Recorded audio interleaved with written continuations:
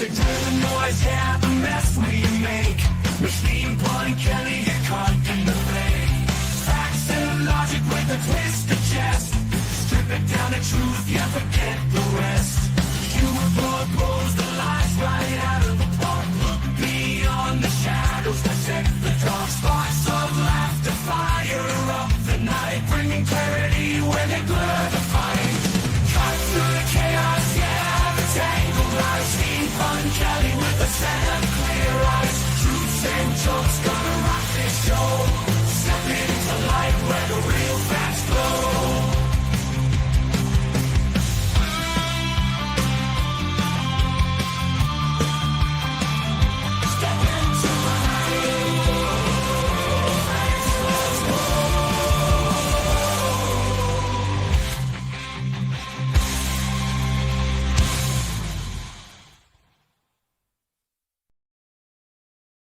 And thank you for tuning in to another episode of The Punch Show. I'm just taking care of dropping in a link right here for the folks on Twitter.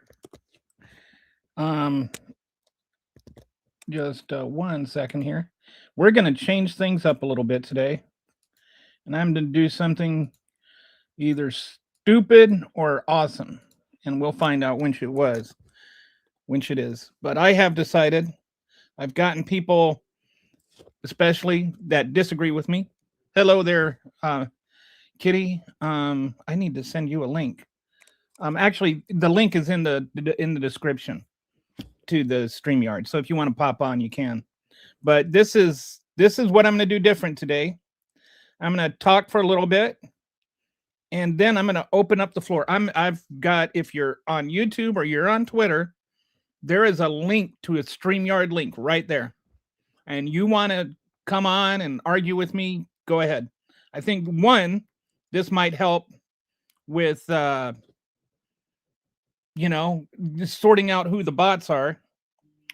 But I think it might also help us have a better conversation if we can actually look at each other and talk to each other. And so if you want to come on, I just ask that there are some simple rules you follow. All right. So these are the rules of debate we'll have.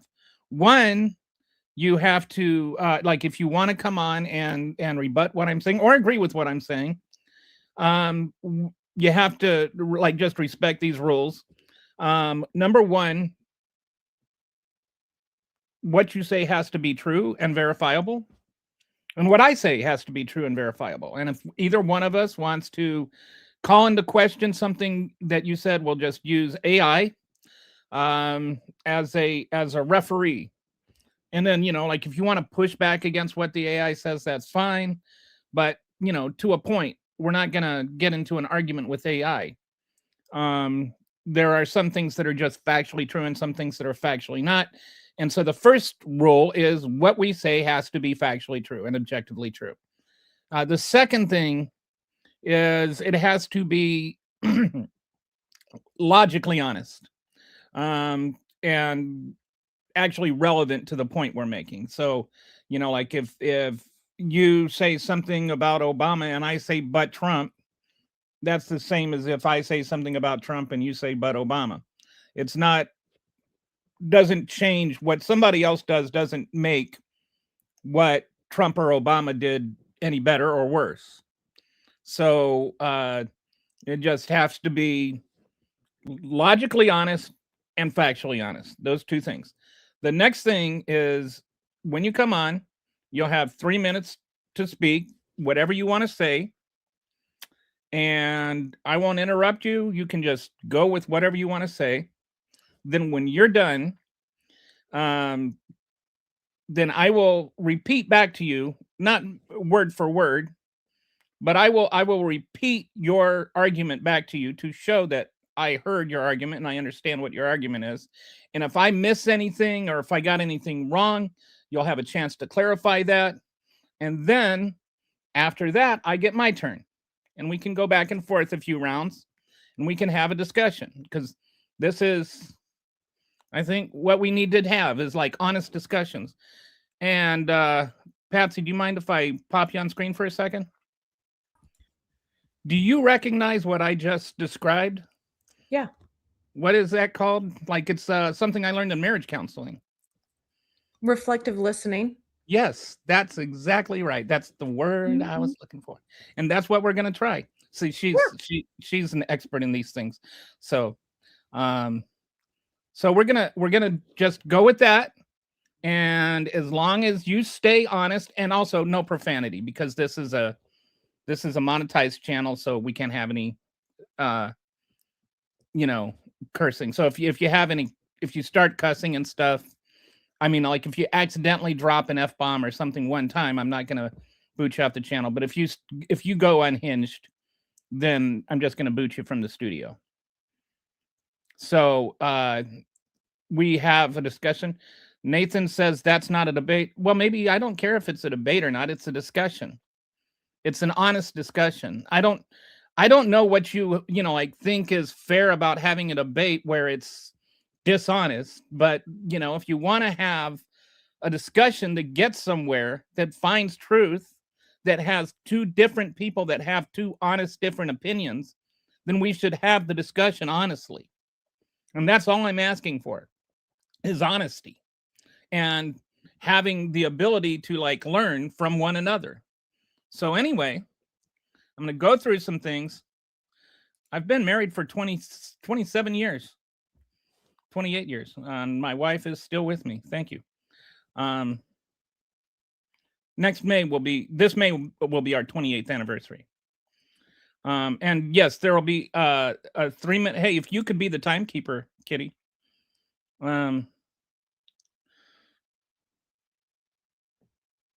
So everything has to be so-called fact. Well, yes, fact-based. Yes. And backed up with evidence if it's questionable. If you want to call out something I say, then you can. And if I want to call out something you say, I can. But just sitting there saying things like Renee Good burned her children and, which is objectively wrong and false. You can't use lies to make your argument. I don't understand why that's hard. So this guy again. Islam is the only way. I don't know what much. All right. So anyway, did you want to say something? Sorry. Were you trying to say something? Oh, I was said, it looks like we're having the debate of imaginary friends in the chat. Yeah. So we'll see. Anyway, if you want to come on, I'm going to go through this a little bit. I'm just going to go through about a 15-minute preamble, if you will, on what the actual laws concerning ICE are and when they're allowed to detain something and what, I'm just going to set up the groundwork for the show.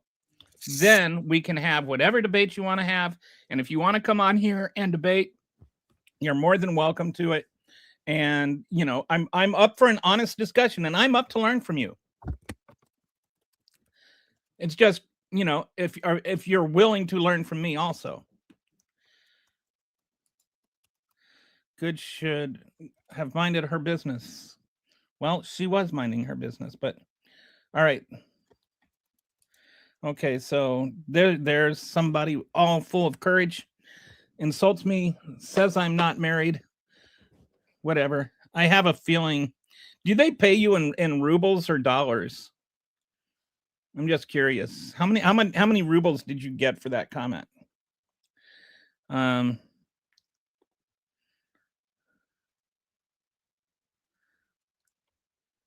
Oh. So yeah, we're gonna. So Kitty was just telling me that SCOTUS heard the trans case this morning. I'm gonna avoid that conversation right now.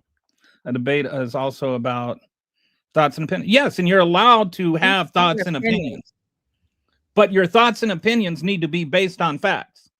Like, you see what I'm saying? It's like your opinion is only as valuable as the facts which it is based upon. And so, yes, you're allowed to have thoughts and opinions. You're just not allowed to have lies and fallacies. Like, I don't understand what you're protesting here. Can I ask? So, an example of a fact versus an opinion. Let's say January 6th is the topic. Let's pretend that's the topic, or at least getting brought up. Is it considered a fact that it was an insurrection versus a protest? No, okay. I would say what the facts are on January 6th is that 2,000 people, or somewhere around that, invaded the Capitol building and stopped the congressional hearing from happening, or the congressional vote. Attempted, at least temporarily, right? Like, those are the facts. The facts are the things. Now, how you interpret those facts are different. Like, it is a fact that there were weapons people charged with weapons. So if somebody were to say they didn't have any weapons, that's actually wrong. Okay. There were people charged with having weapons. Okay. You can say, was it a tourist activity? Well, no. I mean, I think then you're getting into something wrong. But like, what did Donald Trump want them there? Like, that's an opinion. And you have to base that opinion on facts. Okay. Does that make sense?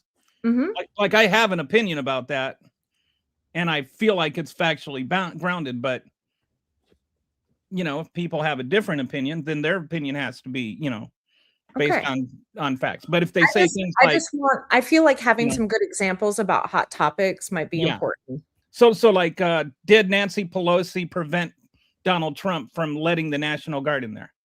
That's a matter of fact. The Constitution says that the President of the United States has control over the National Guard, not the Speaker of the House. So there is no way she could. So that is not a fact. I know Donald Trump says that happened, but it couldn't happen. So that's like, who controls the National Guard is a matter of constitutional fact. Okay. So I don't know an ICE supporting woman is live on YouTube right now, and she didn't even know what Title I says, but somehow she thinks she did debunk me on. Okay, I don't know what any of the things you're talking about are, but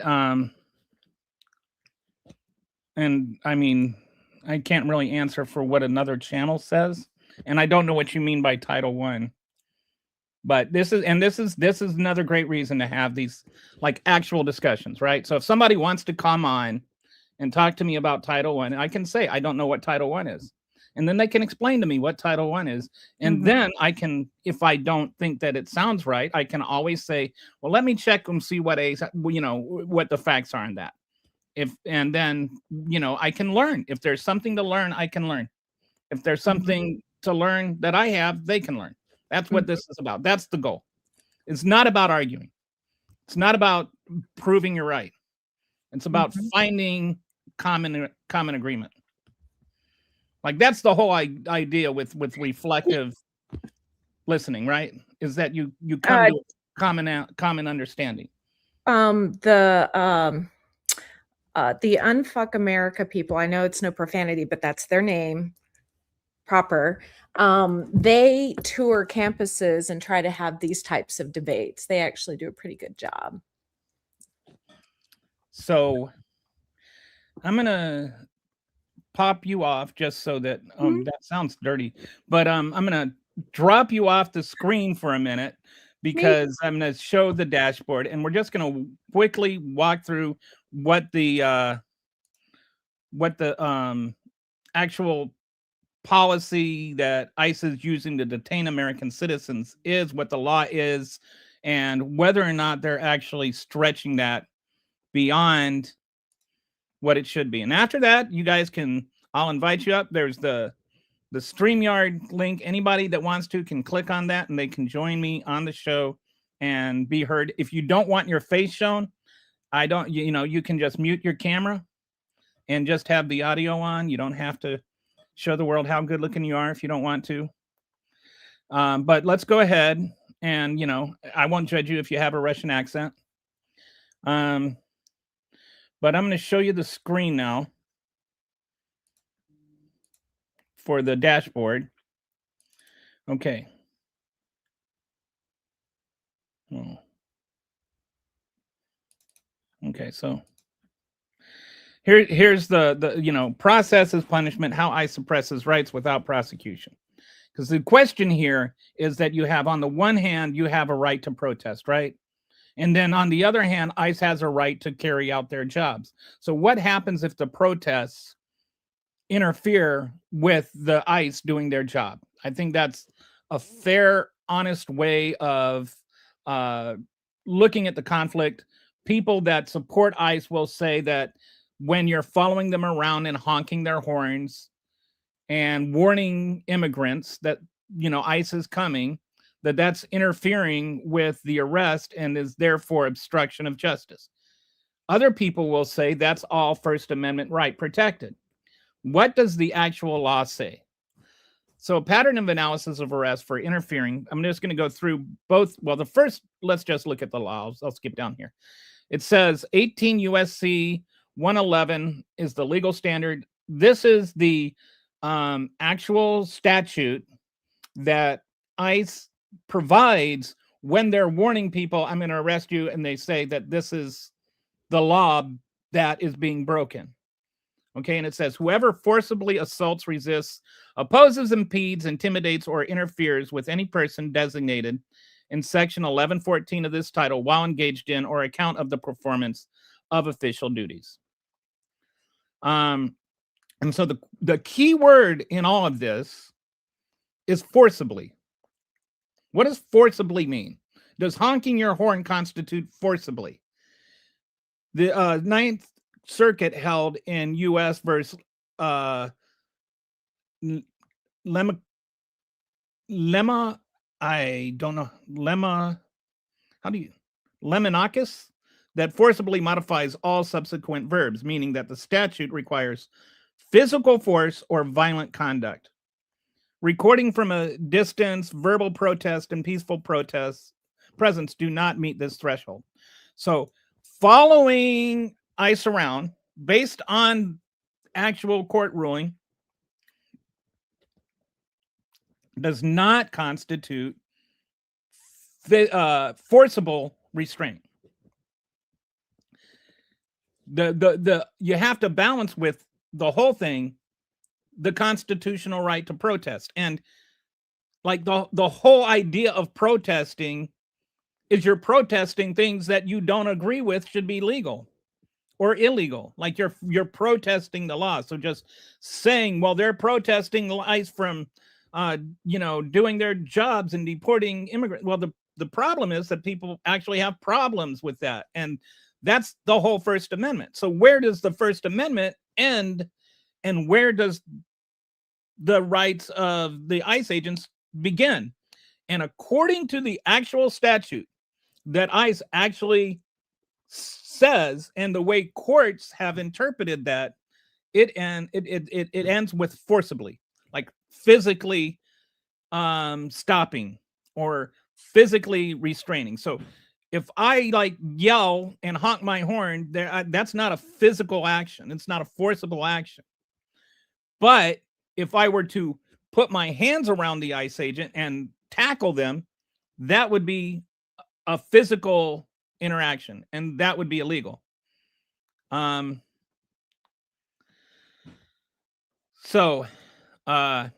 this is not just about Renee Good, by the way. There are over 170 civilians that have been arrested, and just in Minnesota right now, it's just pure chaos.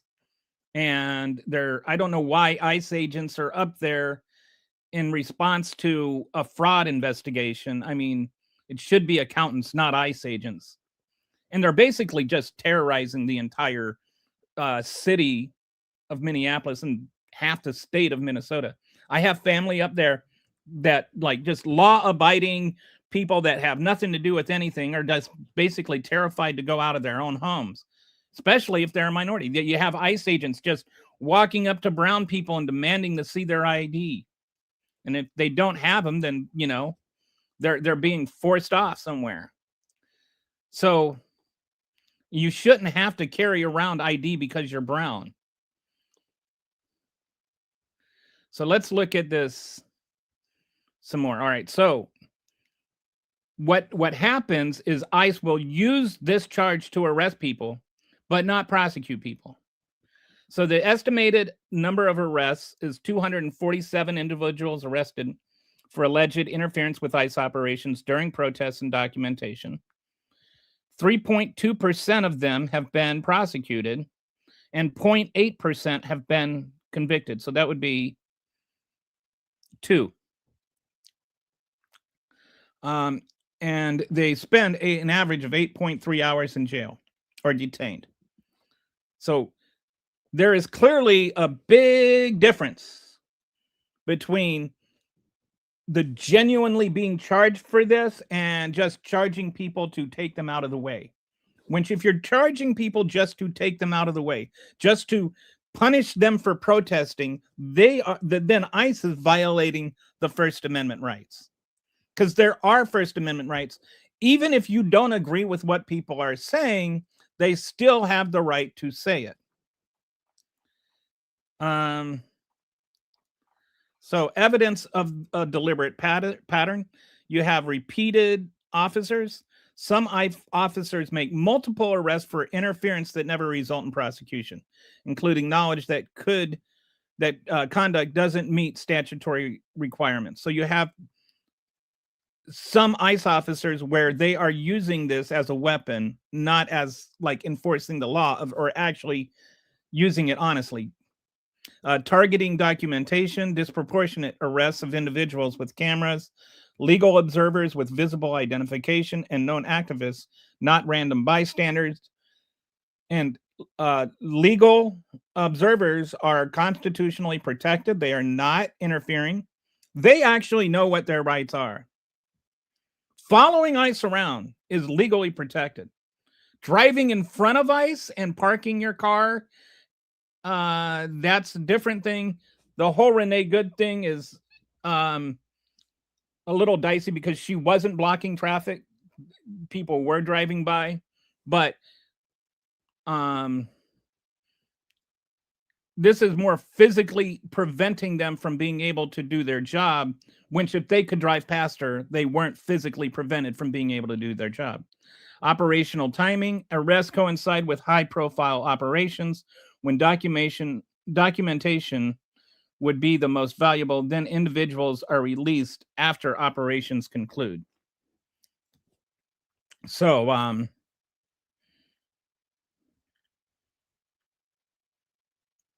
this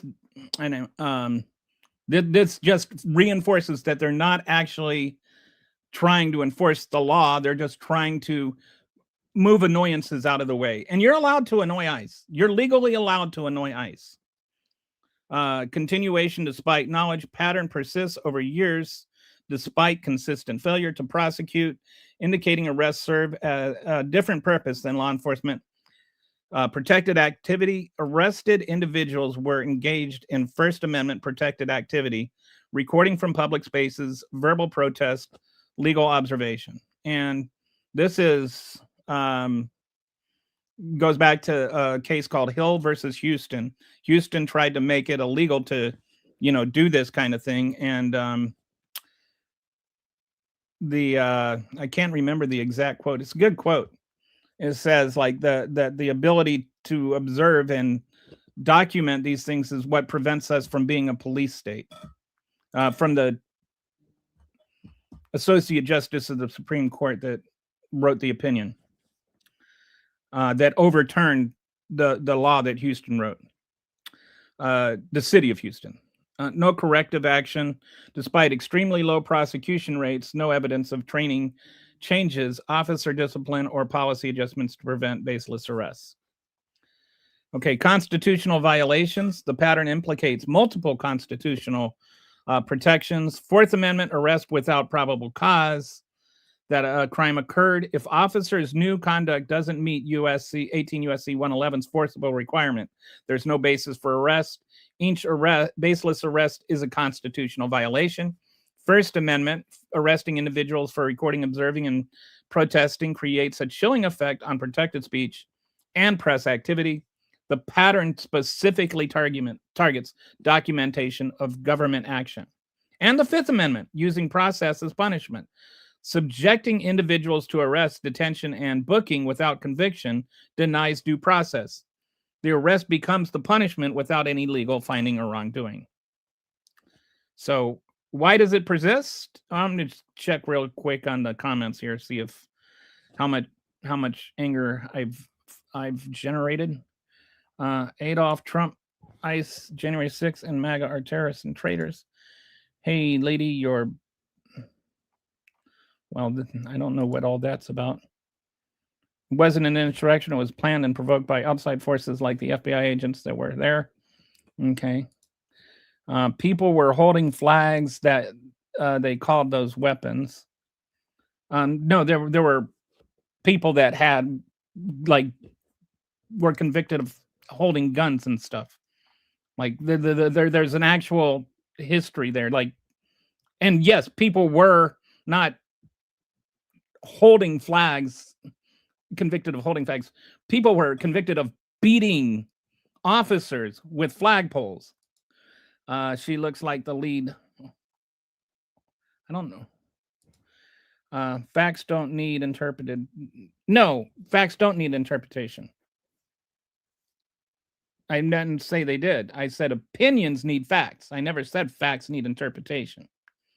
Like, an opinion should be supported by facts. And facts stand alone. They're independent of my opinion. Facts are true whether I believe them or not. Facts are true whether you believe them or not.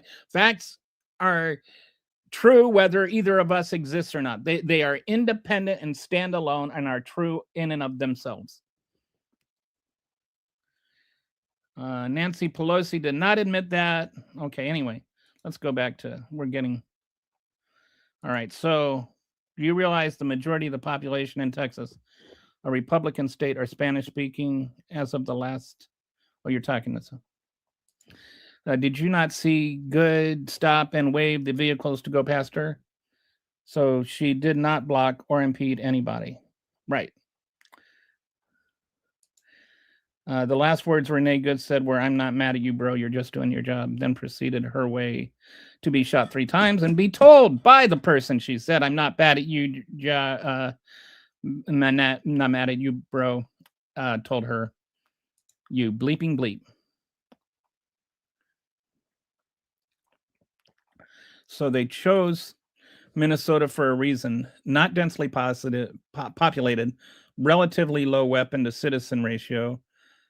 Oman and Walls are there trying to get used to this. I think that there is a real, for some reason, Donald Trump has just taken like this really vile disliking to Oman and Somalians in general. He's just got so much hatred of Somalians.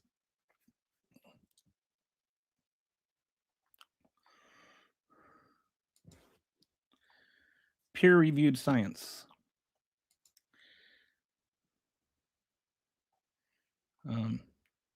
Is there a chat somewhere?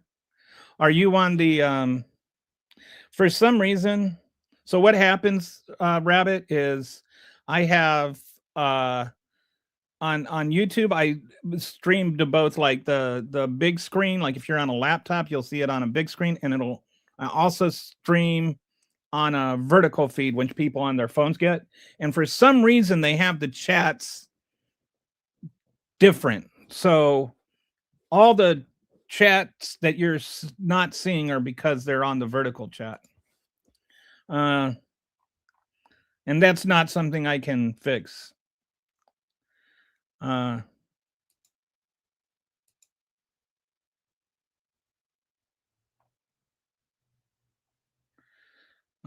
Okay, I don't know what happened there. The speech today was something else. What speech? I don't know what speech you're talking about. I didn't see a speech. Who made a speech? I have trouble coming to terms. why people think it is a symbol of virility. Meanwhile, Pumpkin plays Phantom of the Opera at full volume and interior decorates.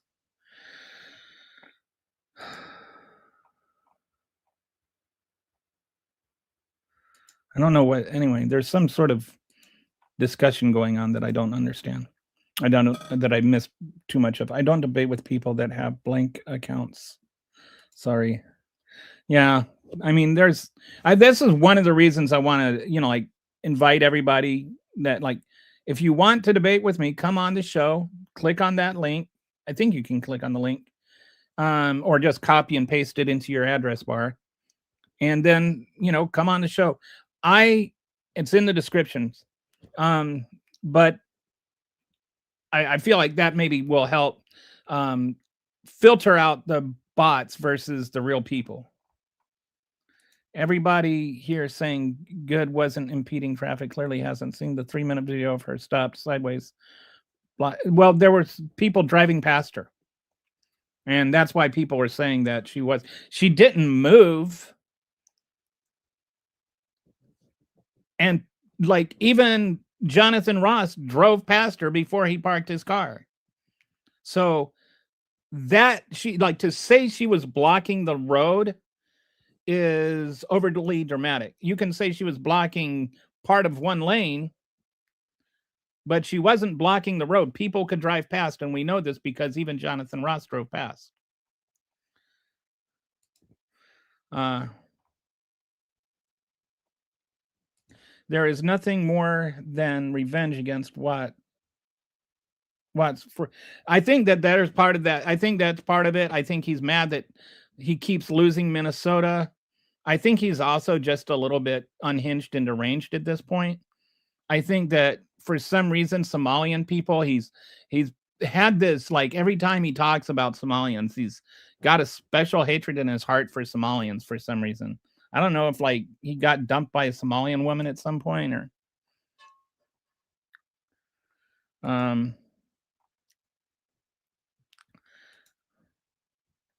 by ICE surrounding her vehicle. Please watch full videos, not just the clip that Fox wants you to see.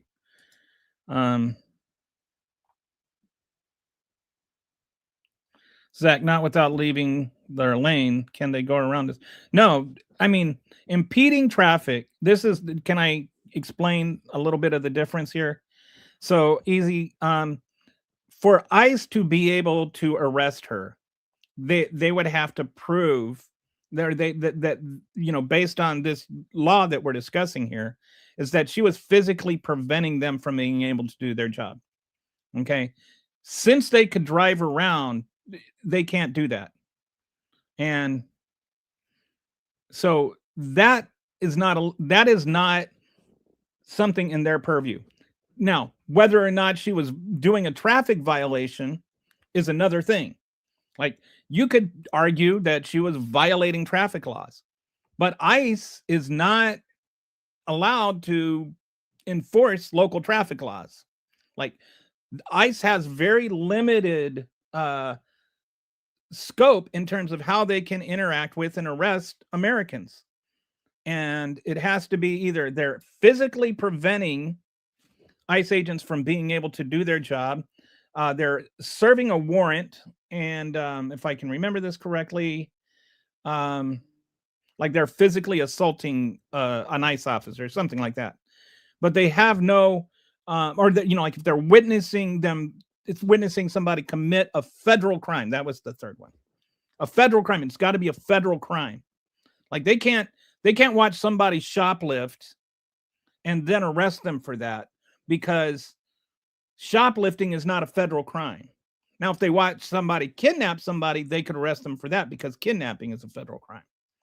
She was not committing a federal crime, and she wasn't preventing ICE from being able to do their job because ICE could drive around. So there's a big distinction between that other lane being open and not being open.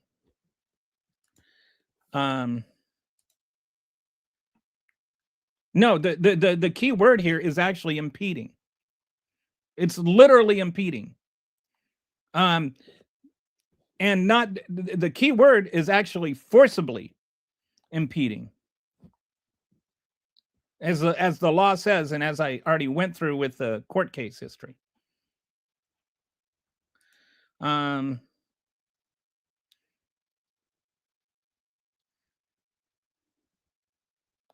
Speaking as a therapist, you'd be, yeah.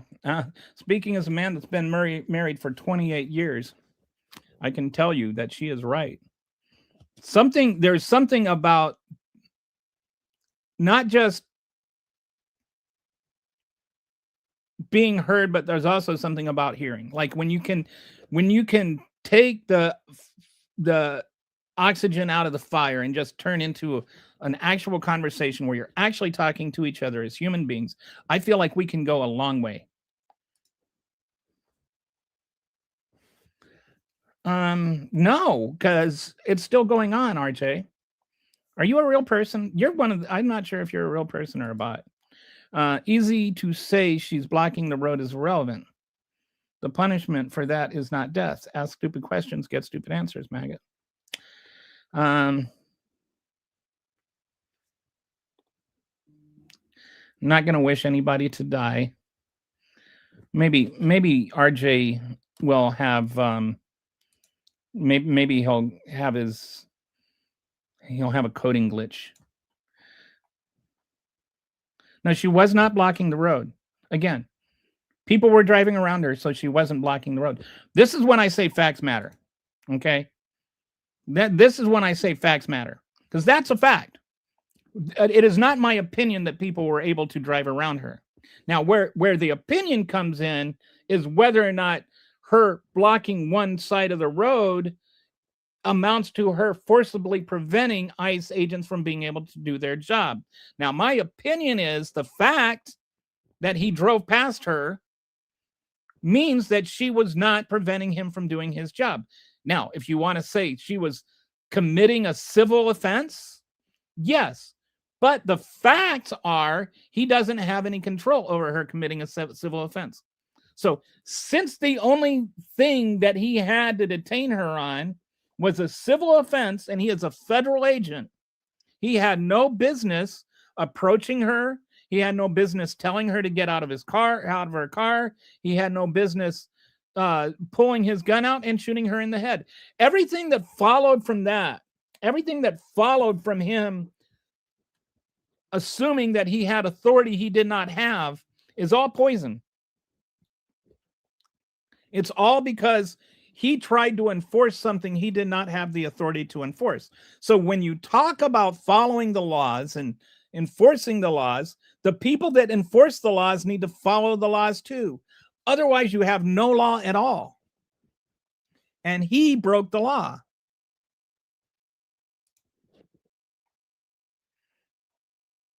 No, but if you're welcome to come on and challenge what I am saying and why I'm crazy. You click on the link. You're free to come on, but it just has to be, one, you have to say what you say has to be factual. Two, what you have to say has to be logically honest. And three, you can't swear.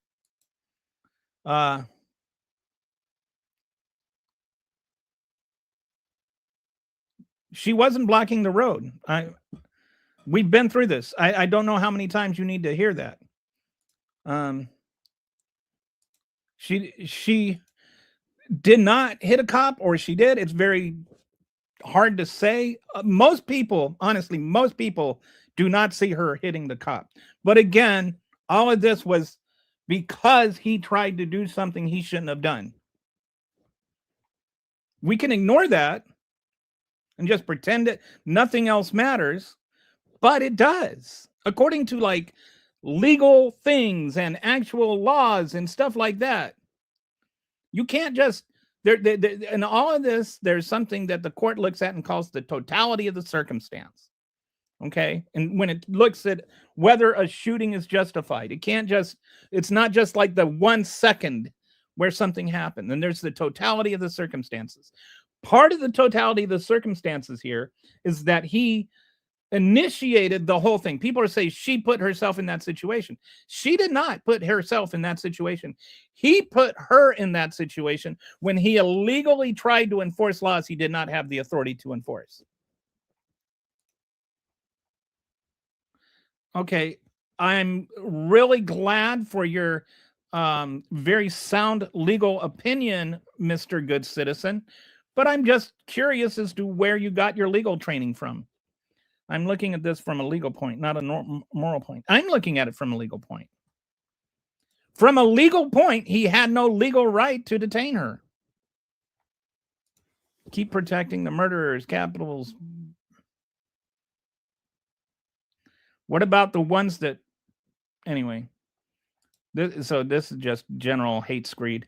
Peter, no one here is supporting Trump. Wrong chat. I was going to go there. Actually, sound wars have force. Not according to the Supreme Court. According to the Supreme Court, yelling is not impeding. Like, or not the Supreme Court, it was the appeals court. Following ICE is against the law. No, it is not.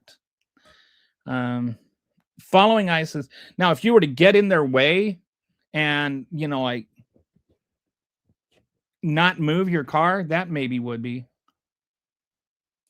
She wasn't fleeing arrest, and he had no legal right to arrest her for her to flee from. And I never heard him say she was under arrest. He told her to get out of the car, if you want to get technical. These are clearly not real federal officers. That's why there's no identities. Oath Keepers, Proud Boys, KKK in March, January 6ers, and the neo-Nazis. Always low T pink armed tubby boys, flat top haircut. Yeah.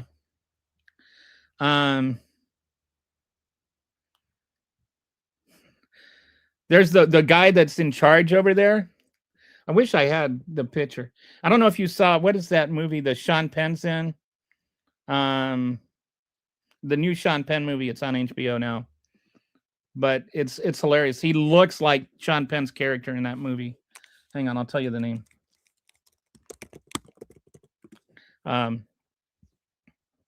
One Battle After Another.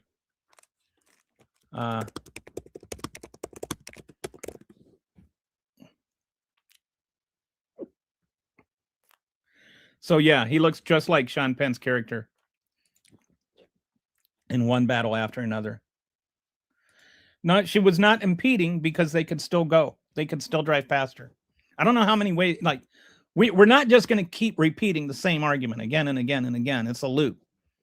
She was parked sideways, and she wasn't there all day. She was there for 3 minutes, and she wasn't stopping anyone from driving by because they drove by. If ICE drove past her, she was not impeding ICE from being able to drive past her.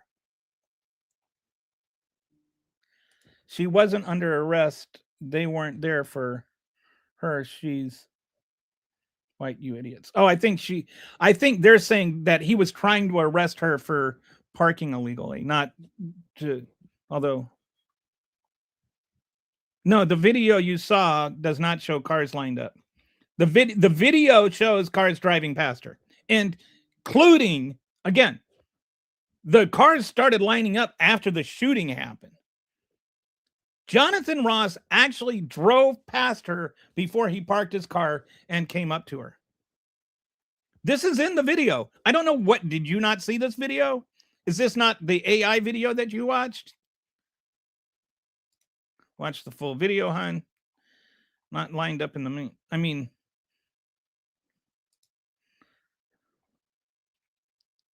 hey, easy mentality. There are some AI videos that have been out there that you can spot. You know, one way you can tell an AI video, just so you know, like for anything, you know, whether it's a cute cat video or whatever, AI videos tend to be like 4 seconds or 8 seconds. Most of them are 4 seconds or 8 seconds. If you see a video that's exactly 4 seconds or 8 seconds, it's almost guaranteed it's going to be AI. I mean, sometimes it can just be coincidentally an 8-second video, but that's the standard length that you generate AI videos in. So like there's an AI video that's all over Facebook where it shows the cop that John Ross was not only hit but dragged, and that's an exactly 8-second video. And like it's obviously an AI video because he's not shooting her in the parts where he's supposed to be shooting her. So, you know, like it's showing things that no other video shows, and it's also not showing the things that all the other videos show. And it's broken by this Facebook page that, you know, generates fake AI videos.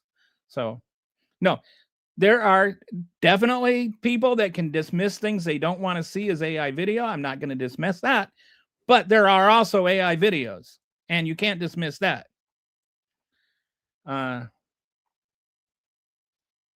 Yeah, I didn't. Oh, yeah, you're telling him. Yeah. Even according to his own video, he drove past the car.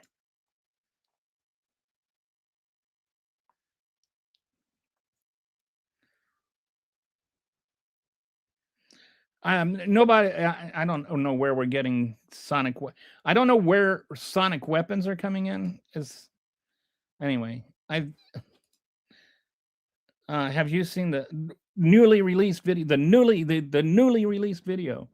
Like, oh, it's a newly released video. At this point, if there's any newly released video, then it's probably AI video. If you're talking about the one I was just talking about, where the cop is being pushed out of the way by the car, yeah, that's fake. That's an AI video for the reasons that I mentioned. One, it's just obviously AI. And B, it's not just that it's showing something new. It's missing things that we know to be true. And third, it was released by a Facebook page that releases AI videos. If you can understand facts, the fact is she wasn't blocking ICE. ICE has no jurisdiction over U.S. citizens. The police should have been called and allowed to arrest Good. Yeah, if he was really, really concerned about her blocking one lane and waving people past, you can literally see her waving people past. She wasn't even trying to block people. She's like, go around, go around.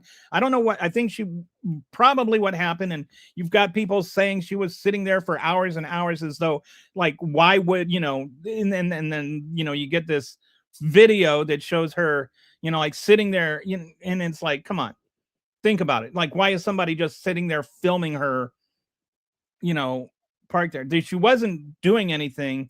It sounds like what happened is she was coming home from dropping her kids off at school. She saw a bunch of stuff going on ahead of her, and she was just trying to do a 3-point turn. And then people were driving past, and she was waving them past, and then she was just going to go around.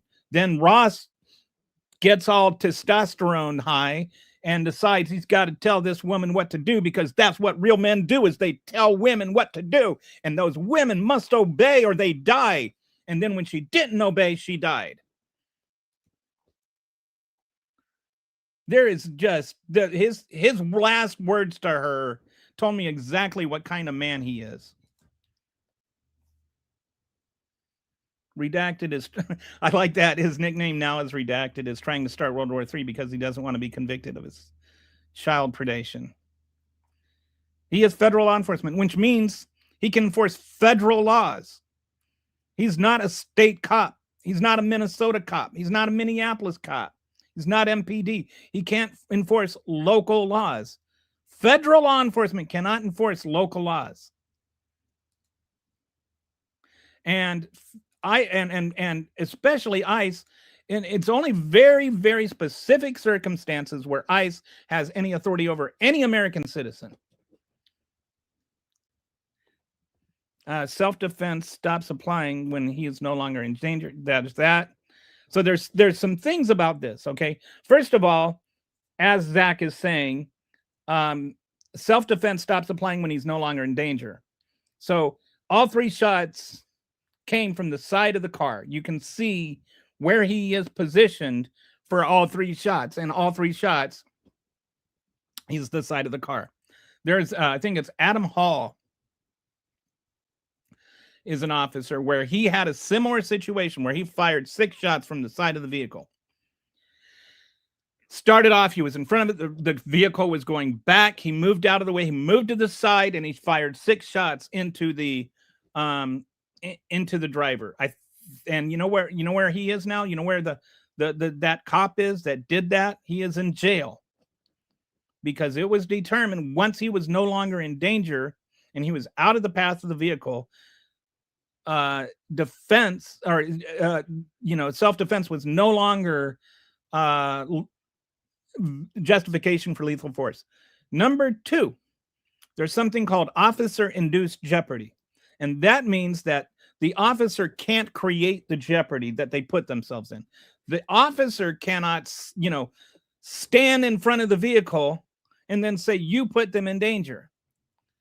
The officer has an obligation to stay out of the way of the front of the vehicle, to stay out of danger.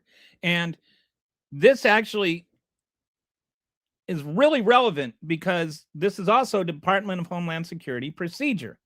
And what happened is back around 2012, I think it was, there was somebody noticed a pattern of all these officers that were killing people. There were like a dozen people that got shot, and every single time it was because they were trying to use their vehicle as a weapon. And so what they found out, they looked into it, and all these instances, the cop was putting himself in front of the car and then saying that, his life was in danger. And so DHS changed their policy, and they said that the officer shouldn't put himself in front of a car. And they said actually in policy about lethal force that you cannot use lethal force if getting out of the way is a possibility. So it's not only against the law, it's also against DHS policy. So but I know that you'll just ignore this. Not you, Jack, obviously, but I've said this so many times and I keep hearing just the same arguments. That's the frustration. That's why I would love it if you guys could come on here and actually have an honest debate instead of just repeating the same things.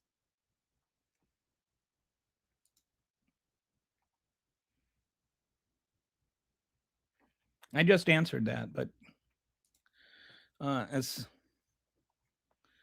but he didn't. Okay, liberals are some of the most arrogant, condescending, smart alecks, but they're just pure ignorant and they fit the bill. Okay, what did I say that's wrong, RJ? They blocked her as she was trying to leave, not the other way around. That's fair. That's a valid argument. She wasn't trying to impede a federal investigation, and she wasn't impeding one because they were driving around her. Okay. Except that what I'm saying, I'm like actually quoting what the court cases are and what the laws are, and you're just telling me I'm ignorant. So what am I ignorant of? Tell me what laws I am misstating. Tell me what Houston versus Hill really said. Tell me the actual legal history regarding this. Since I'm ignorant and you know what you're talking about, go ahead and explain to me. Have a discussion instead of just sticking your fingers in your ear and screaming, no, I don't want to hear it. RJ is rather be an American than a maggot. Definitely a defection from the files, which we haven't talked about the files, and we haven't talked about insurance premiums doubling. And it's like, on one hand, I'm like, yeah, that's all true. And on the other hand, right now, the entire state of Minnesota is living in fear as ICE agents act like Gestapo, going around knocking on every single door, demanding that you show your papers or you're going to go to jail. The difference between ICE and Gestapo now is just what kind of papers they're looking for and who they're looking for papers from. I gotta hang on a second. I just realized my battery's about to die. I thought my laptop was plugged in.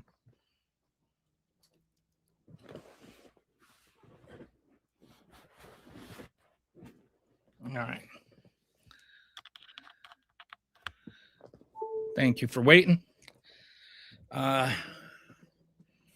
Okay, so she was in the way. No, she wasn't, because he drove around her. He drove around her. How can you say she was in his way when he drove around her? Okay, so anyway. Okay, that's just broad-based smear. Doesn't do anything. Anybody want to come on here and actually, put their money where their mouth is and actually have a real debate? Go ahead. I think most people don't think it's possible that a person in power would do some of the things he's doing to distract public. They can't get their mind around it. Billionaire playground. And he's also invaded Venezuela, and he's calling himself president of Venezuela, whatever that means. And he's talking about invading Greenland. He's talking about ending NATO. He's talking about ending NATO for national security. He is saying some of the most unhinged, deranged, psychopathic, sociopathic, nonsensical, gibberish, garbly, stupid things that I've ever heard in my life. And, and it's like, oh, that's true. And still, there are people in Minnesota, including my own family, that live in fear of the Gestapo.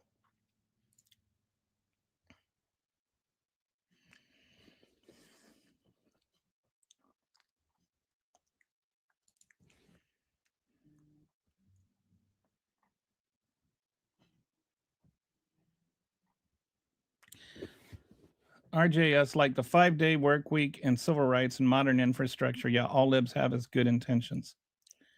I parked in the middle of the street on that one. White liberal men are hilarious. This is funny. Oh, good, man.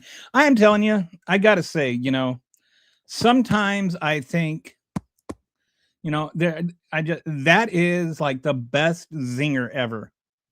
And then there's like another one comes along, and I'm just astounded by the barb, the sharpness of it, and the subtlety and the cleverness and just the acuity of it. Like it's got everything, and it's still funny, and it's just like there's this amazing retort, and I just want to congratulate you, Glenn, on raising the bar anymore by saying white liberal men are hilarious, because that's just really, that is an astounding comment. You should be praised.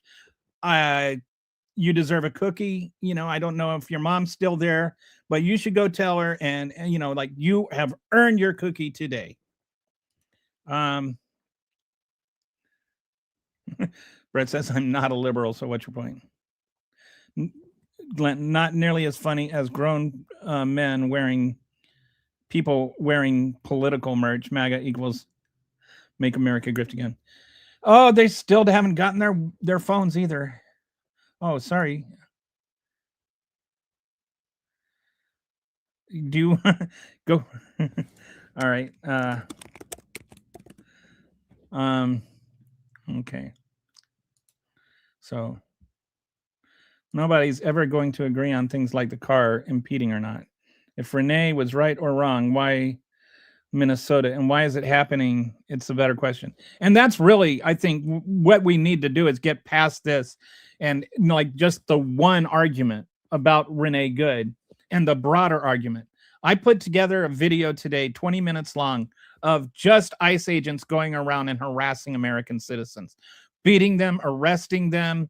They're grabbing them and beating them and throwing them in the car and then taking them somewhere else and just dumping them in a sidewalk. All of this is, and under the auspices of this USC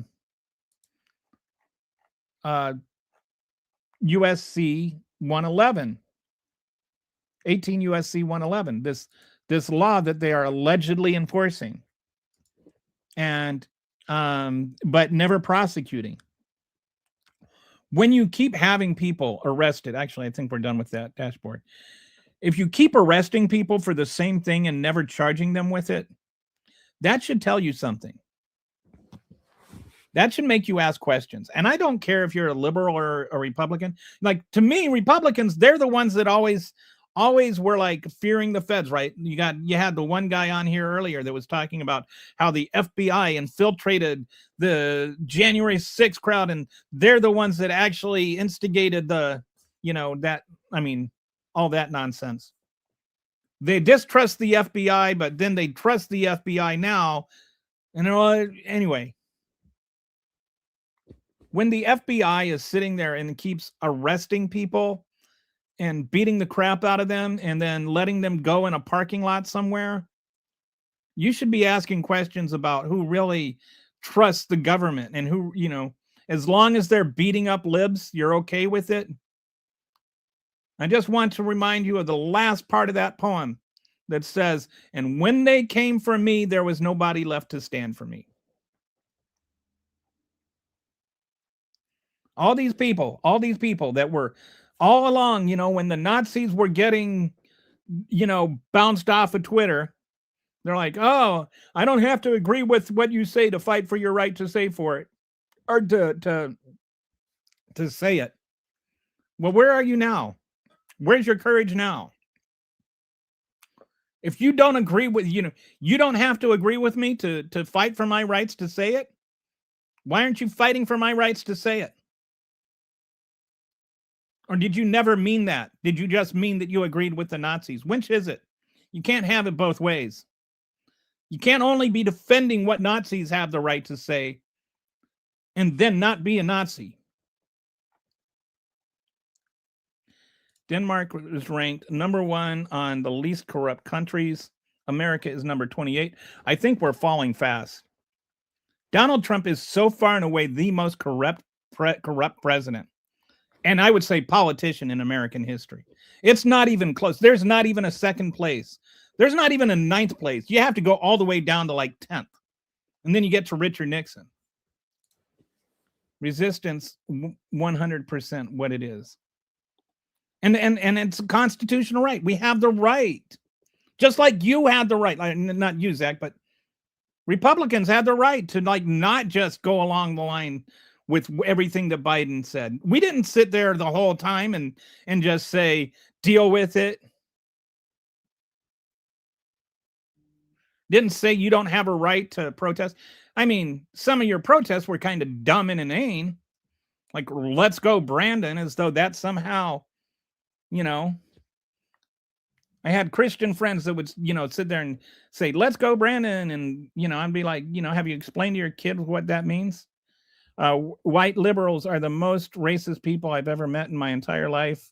They definitely, simply because they are. I don't know what that means. I don't think you even know what racism means, RJ. You don't seem like a very well-read person. I honestly, you don't. You seem kind of ignorant to me. Your use of language, your syntax, your everything about you just screams you learned everything you know from right-wing extremist podcasts. Someone handed that crazy, I don't know what that means. What is redacted? She's referring to Donald Trump as redacted. Because his name is redacted over and over again in the Epstein files. RJS want to try that again. So anyway, I'm once again just going to throw this out there. Anybody wants to come on and actually have a real discussion, you're open to it. The link to the podcast is right up there in the descriptions column or in the description spot. You just have to stay true to facts and honesty and not swear, and make sure that you stay within your time limit and all of that. Just have an honest debate. Liberals want the government to get bigger and they want to drive smaller cars, and all right, why do you talk about what liberals want?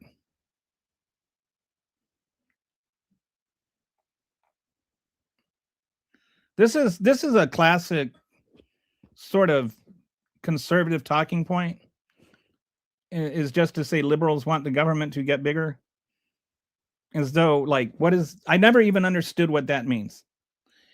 What and it's never an honest thing. Like, if I were to ask liberals, do you want the government to get bigger? It's like, not even to me, bigger or smaller doesn't matter. I want the government to be able to do certain functions. I want the government to do certain things. It's not about how big it is that matters to me. It's about how functional it is. And Republicans, to me, want to make the government less functional. And we can have that debate. Where should government, like, what is the role of government? And that would be an honest discussion. Like, I can understand some people think that the role of government should include providing health care, or at least providing the means to receive health care, like either paying for it indirectly or providing it directly, right? And other people would say, no, healthcare is not a right, and the government shouldn't have anything to do with it. And that would be like an actual discussion. It has nothing to do with what the size of government is. Has to do with what the function of government is. But I think that the reason conservatives tend to not want to have the discussion about what government does is because they know that they'd be on the losing side of that discussion. And if there were like, those were the things that we were actually voting on. Like most Americans, I think the majority of Americans, by a large percentage. Let me see, I'll check just to make sure I'm not full of crap here. I'm just going to ask Claude, what percent of Americans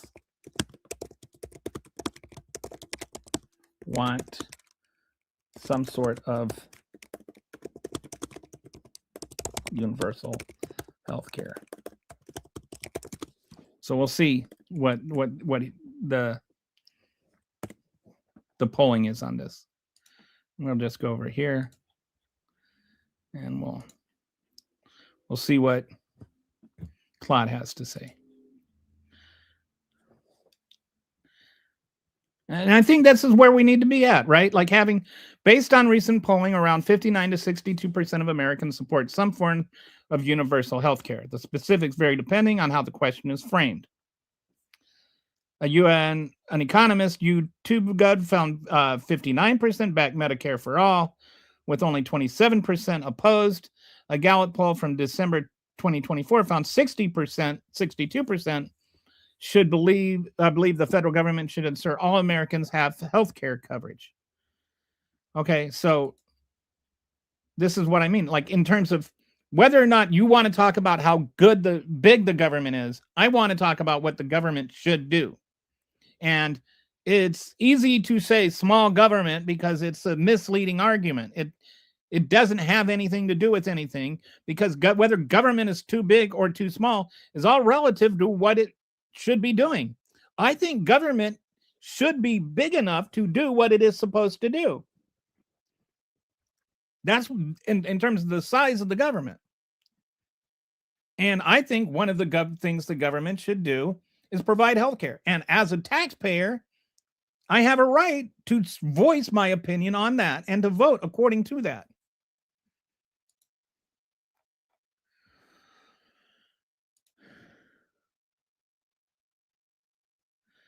Any stupid ass can have a...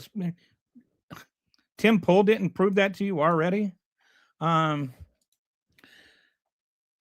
What's your podcast? Okay, I was trying to send the rest of the sentence because it wouldn't all fit here in the link. Thank you very much. Hey, how is your day? Oh, Brett's been on here all day, the whole time. RJS want to inspect people before they go into a restroom, but thinks Democrats want big government. And that's another great point, Zach, because it's like when we talk about what government should do, right? Like it's not about big versus small. It's what should government do? Should government be charged in charge of determining where you pee? You know, or like I would much rather have government making sure that I can live and receive health care and not be so concerned with whether or not I pee. Hang on 1 second. I'm just going to mute myself for a minute.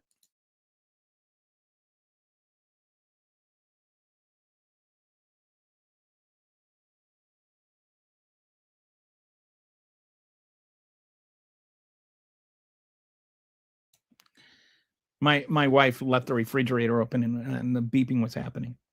So had to tell we've got, like, do you have the Google speaker things? They're cool. or Amazon ones or whatever. RJ's wanted to inspect people before they go into a restaurant. I wrapped things up early today, so I got a lot of free time now. Awesomeness. Hey, Lord Dementus, how you doing today? How you doing? I missed you yesterday. I was looking for you. Didn't see you. The whole gang is here. Skippy's here too. I saw Skippy not too long ago. All too often, when liberals cite statistics, they forget the statistician's warning. No, I'm not forgetting about what is causation and correlation here. This is just an opinion poll. You know who doesn't know the difference between correlation and causation? It's Donald Trump, by the way. He was talking today about how the stock markets always go up when interest rates go down, or interest rates go down when the stock markets go up. Actually, what happens is stock markets go up when interest rates go down. And he's confusing when you raise and lower interest rates with inflation rates versus the stock market. But sure, RJ, if you want to cite for me what specific statistics that I am misrepresenting correlation versus causation on, go right ahead. Come on the show. Have a conversation with me. It looked to me like he's out of the way by the time he fired. Yeah, the second and third shots. I've seen a lot of defense attorneys that have been like, the first shot is questionable, but the second and third shots, I wouldn't want to be his defense attorney. And even the first shot there's a lot to that because of the totality of circumstances, whether or not she actually hit him, the fact that he put himself in front of the car in the first place. But anyway, I am so tired of talking about that whole incident. I think the larger issue is that right now, ICE is going around terrorizing like American citizens. There's so many American citizens that are being arrested and detained. They're not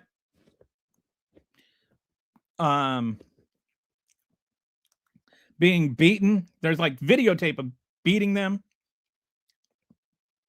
And these aren't immigrants. They're under, you're impeding an investigation, but they're not being charged. They're just being arrested and not charged, which, goes back to what I was talking about from the beginning, which is ICE is not actually enforcing the law. ICE is just preventing American citizens from doing their First Amendment right, which is to protest. And that should concern you regardless of what your political opinion is. You should be like, the Second Amendment protects the first crowd has suddenly gotten real quiet about the first. I don't need your Second Amendment to protect me, but you should come out and say, look, there is still a right to protest in this country. If you think January 6th was a protest, then how can you say that following an ICE agent isn't? You don't like it. You don't. Anyway, whatever. I'm just through with you, RJ. You haven't said anything with integrity. Why don't the bots and the trolls go to Fox News so they can fold their arms and nod their head in agreement? Why are they trying to shut everyone else up with flooding and distractions? Amen. It's like, go to your little holes. I mean, the truth. So, Billy, hi. You've been commenting a lot. I really appreciate your input, and I just haven't given you a greeting yet. So welcome to the show. I think I might have seen you here before, but I'm not sure. She actually, we're not going to go through all that again. It's only been like 400 times in the last 3 days because it's a football game to them. My side's winning, your side is losing. And that's another thing, is it's just like this whole, owning the libs thing, right? Like, first of all, you don't really own us. Like, that's just a Republican thing. Like, nobody takes a victory lap around an L like a Republican. You're not owning us. You're coming up with these dumb zingers and going, melt, snowflake. I'm drinking liberal tears. You know, like these are things that are happening. Oh, you're crying. Oh, you know, it's like, are you in 5th grade? There are adults here worried about the very future of our country, having an adult conversation, and we can't even have adults participate in it from the right. Like, I am inviting you. I am encouraging you. I'm pleading with you. Not you, Zach. I don't know why I always end up on these rants with you on there. But I'm pleading with you. Come on the show. You've got a link right there. Can any of you actually show up? Redacted as a diddler. That sounds like a country song. That should. I'm gonna have to come. I'm gonna make. Can I make a country song out of that, Skippy? Redacted is a diddler. Used to be a fiddler. Okay, you're wrong on that one, Zach. There's more of us patriots than there are. Like, anyway, RJ, you're just, please act like a grown up.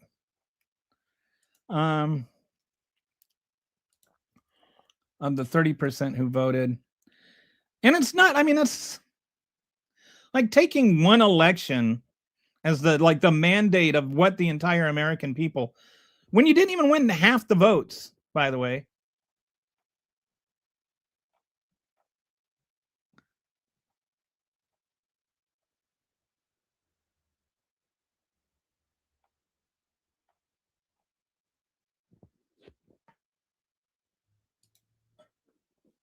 I'm skipping over your racist comment, Lou. And homophobic, by the way. Hey, JRS, look up how many people voted in the last election versus the U.S. population. I know math is hard for you. Yeah, it would be. How many adults are there in America?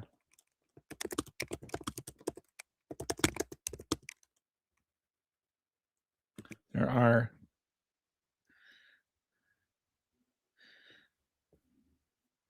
65.3% of voting age Americans voted.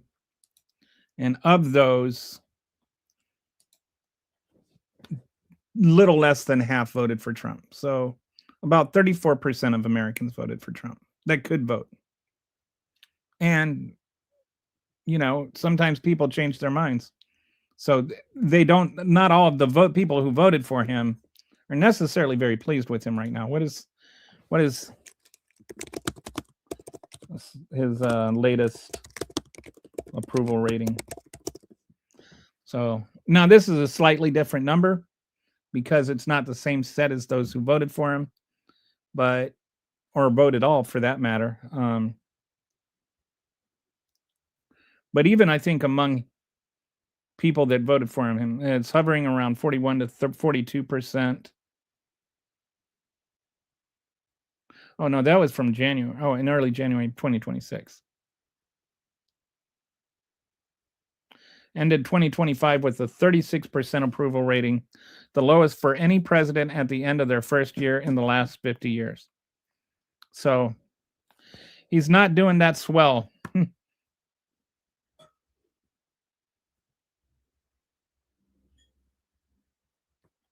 So yeah, it doesn't necessarily mean that just because he won that everything he does has this mandate from the American. You know, like MAGAs want to make it like everybody, like there's only this fringe group of liberal Dems that disagree with him. And I don't even like, this is part of the, like, I wish we could have real conversations. Why I'm trying to have one is why I'm pleading with you to come on and actually have a real conversation, because that would be cool. I'm all for it. You guys talk about Charlie Kirk was willing to have debates. I'm willing to have debates. Are you willing to have debates? Democrats don't want immigrants to show papers coming in the country and don't want them to show papers to prove they are supposed to be here. Nobody said that. I have not seen a single person say that. Hello, what is redacted?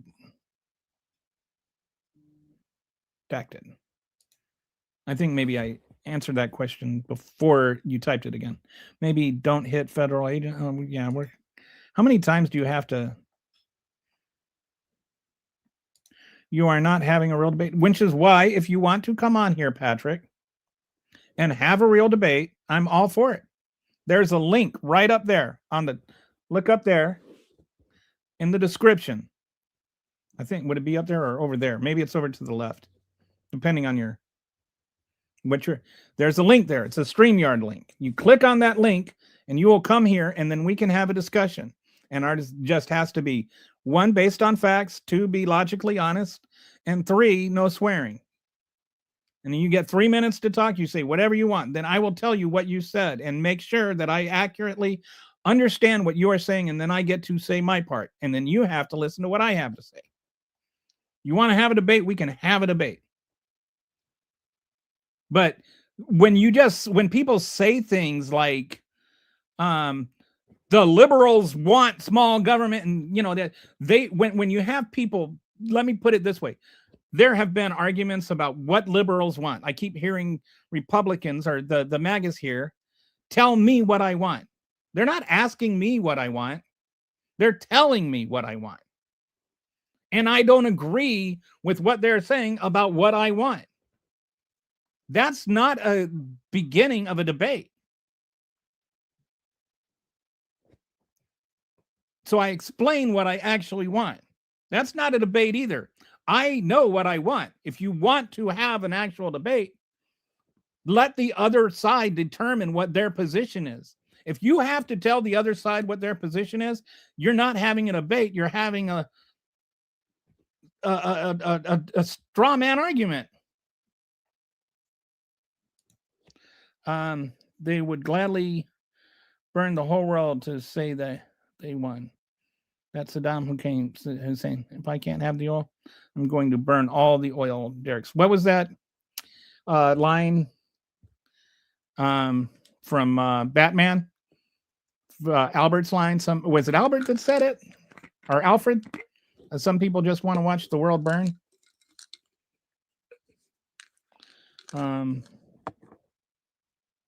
Skippy, the Epstein Files Fund, Trump's name. Yeah. I didn't say I had any legal training, and I didn't ask. I did look up what the relevant laws were, and I did research it. I don't have to have legal training to know how to read and look up what the laws were, and actually read through them, and actually try to understand them. So I'm not saying any, but when you just say, Kelly, you're ignorant of the law, that's not actually discussing anything I've said. That's just you bloviating. Democrats are the epitome of the deranged. Okay. Maybe don't hit federal. Okay, dude, how many times do you need to type that? We've already been through that. Europe is going to be run by a bunch of Islam terrorists. 20 years is a hellhole. Okay. NATO doesn't help us just to subsidize the European defense budget. They don't live in fear. They just need to feel like victims. I don't know what, you are absolutely correct. He's mentally deranged. Okay.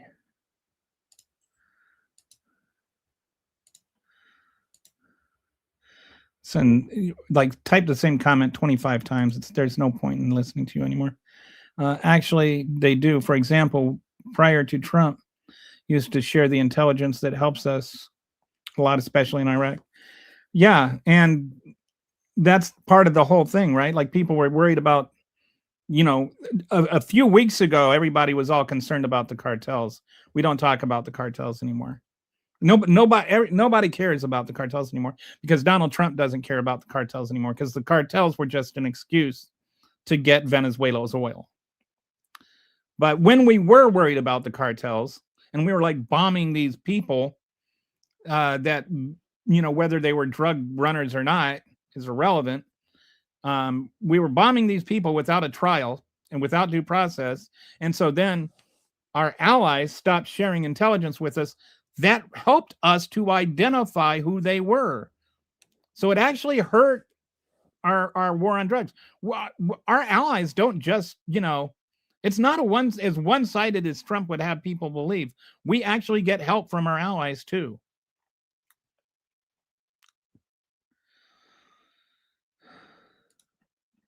Republicans are the party of weak men. Democrats are the party of weak men and angry women. The Republican Party is the party of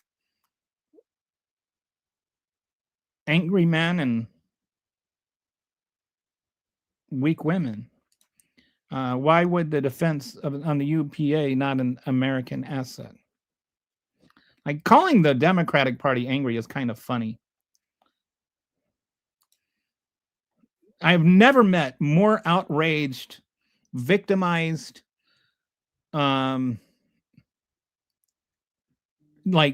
the MAGA man is the most, especially like the white male MAGA man is just the epitome of victimhood. Just embraces being a victim, I would be somebody if I were a black lesbian, but I'm being held down because I'm a straight cisgender white man. And cisgender, I don't want to be called cisgender. You don't have a right to call me names. I don't identify as cisgender. ICE would have deported Jesus, just so you know. He did not have papers.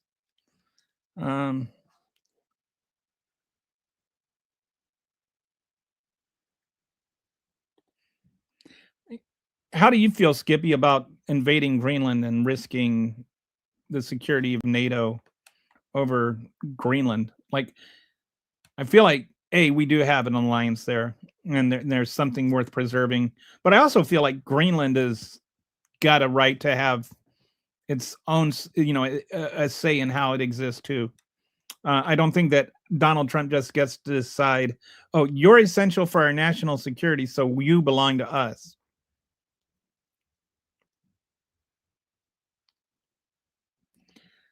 The trade and posturing alone is worth the cost. We have Europe under our sphere because the NATO and their security fuels the world security. And NATO, actually, Russia is still a threat, and it still wants to, you've got Putin who wants to be just the USSR again. He wants to invade. He wants to take over the world just like Putin, or just like Donald Trump does. And still our first line of defense against Russia.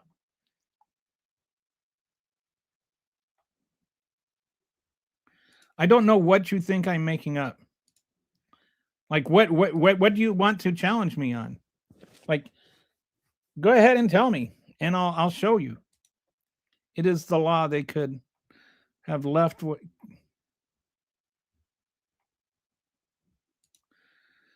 Okay, not everybody that's being, when you go door to door looking for immigrants, illegal immigrants aren't behind every door.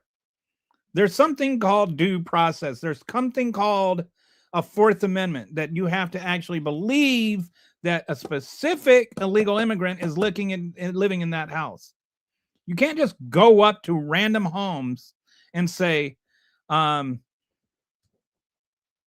we're just checking for illegals here. Might as well just ask for looking for Jews here. And it's not just, oh, well, you don't have your papers. Like, my wife, a couple of weeks ago, I don't know, a few months ago, we have a neighbor that she's got 2 homes. She lives part-time in the Houston area and part-time over here. And so when she goes away, my wife will go over and she's also got like one of those, like where you rent rooms out or your house out. So she'll rent it out sometimes. And so my wife will go over there and clean it up for her and get things ready. And one day she forgot to hit the alarm code or something like that. Something went wrong with the alarm code. Cop comes over and, he's like, asked my wife for her ID. and she forgot it. And so she's like, well, can I go back to my house and get it? And eventually he let her, but at first he's like, no, because I don't know if you're not going to come back. And she's like, it's right there. And I mean, she lives like, 20 feet away from us. So he finally let her come and get her ID and bring it back. Like sometimes people just don't have their ID on them, and they're still American citizens. So what's the difference between an illegal immigrant not having their ID and an American citizen not having their ID? Is it just whether or not the ICE officer believes you're an American citizen? You have hundreds of American citizens that are being detained by ICE on the pretext of suspected of being undocumented. So it's like you can, like, when you've got, and then you also have people like showing their IDs, showing their passport, and still being detained. So it's not just about whether you're a legal immigrant or not. Now it's just whether or not you're a brown person. And they're holding up people that are brown people, that are not only American citizens, that are veterans, that have fought for their country. And a lot of this has to do with, one, you've got just outright racist ads, defend your homeland and stuff like that. There's kind of fascist Nazi style recruiting going on for ICE agents. They're being jammed through in 47 days. I kid you not. They made it 47 days just to make Trump, smile. So they're jammed through in 47 days. And it used to be 21 weeks of training. Now it's 47 days. So they're not getting adequate training. You've got over half of them are failing their test, and it's an open book test. I don't know how dumb you have to be to fail an open book test, but they're failing open book tests on constitutional rights. They're failing open book tests on immigration laws. They're not getting any kind of personality testing or anything like that. And 30% of them are failing their physical. So you get a lot of fat, stupid people, fat, racist, stupid people out there just walking around pretending like, and they're all misogynists, finding, and then they've got this chip on their shoulder, I'm out of the trailer park now. And so they're just walking around, just all bravado and no brains. And they're just threatening people. And it's like the stupid Gestapo. You can take the seal out of the gravy, but you can't take the gravy out of the seal. And that's what's happening in Minnesota right now. Kelly, you wouldn't fight for our rights, so don't take the moral high ground. What rights of yours have I not fought for? I served in the military under 2 Republican presidents. I don't know what rights I haven't fought for. I think that I honestly, Skippy, you seem like an honest guy and stuff, but I honestly do not see any rights of yours that I haven't fought for. I think that there are some things that I don't think that there's a constitutional right to a Twitter account or a Facebook account or any kind of social media account. So I don't know, I know a lot of people felt like somehow we were supposed to be banning, getting behind Trump getting his Twitter account banned. But, I didn't say anything about Trump's Twitter account getting banned. And I didn't say anything about Trump's Twitter account being restored, because it's a private business and they can do what they want. I don't know what rights I have not fought for, or what rights that Republicans or conservatives have had taken away.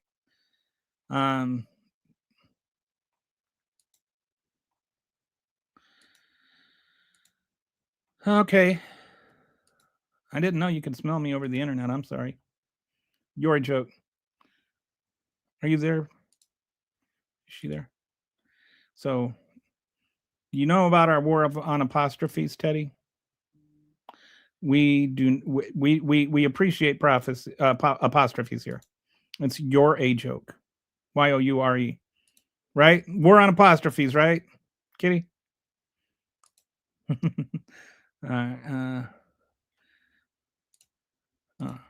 You want to say anything? How you doing? Pretty good. Just drinking coffee and listening to you and working on Epstein Wiki. Oh, okay. Yes, you were. I didn't know if you felt like you got kicked out or something. I forgot to let you back. Do you want to be on or off? It's up to you.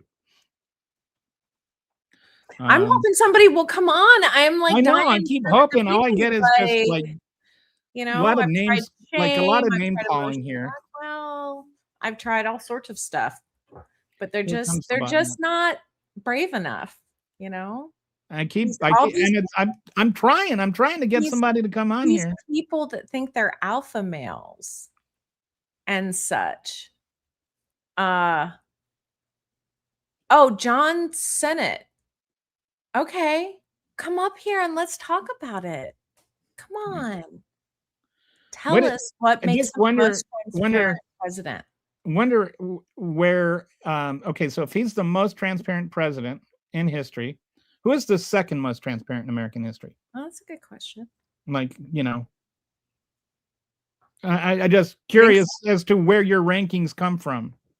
Actually, that's maybe I should do a slideshow on that. The 10 most transparent in American history, or 10 least. I'm just kind of, because I know that there's like, he's had all these like,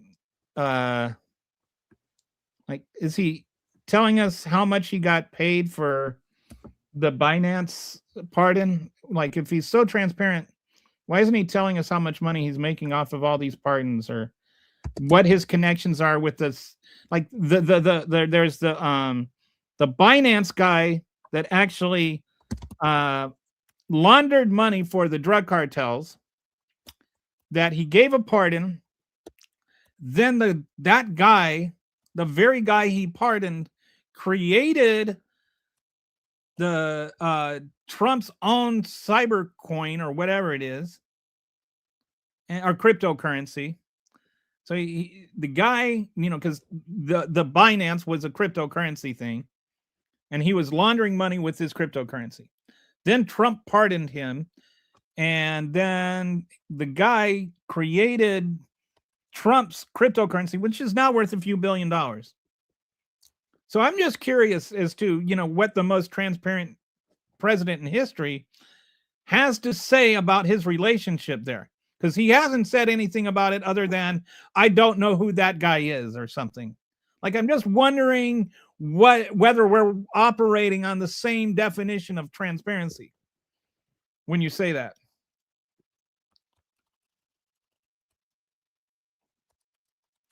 Define fascists. What? Okay. I don't know if did you spell it wrong on purpose? Saying define fascism is a little bit difficult, because fascism specifically, it doesn't have an actual definition. It kind of, like, here, I'll ask,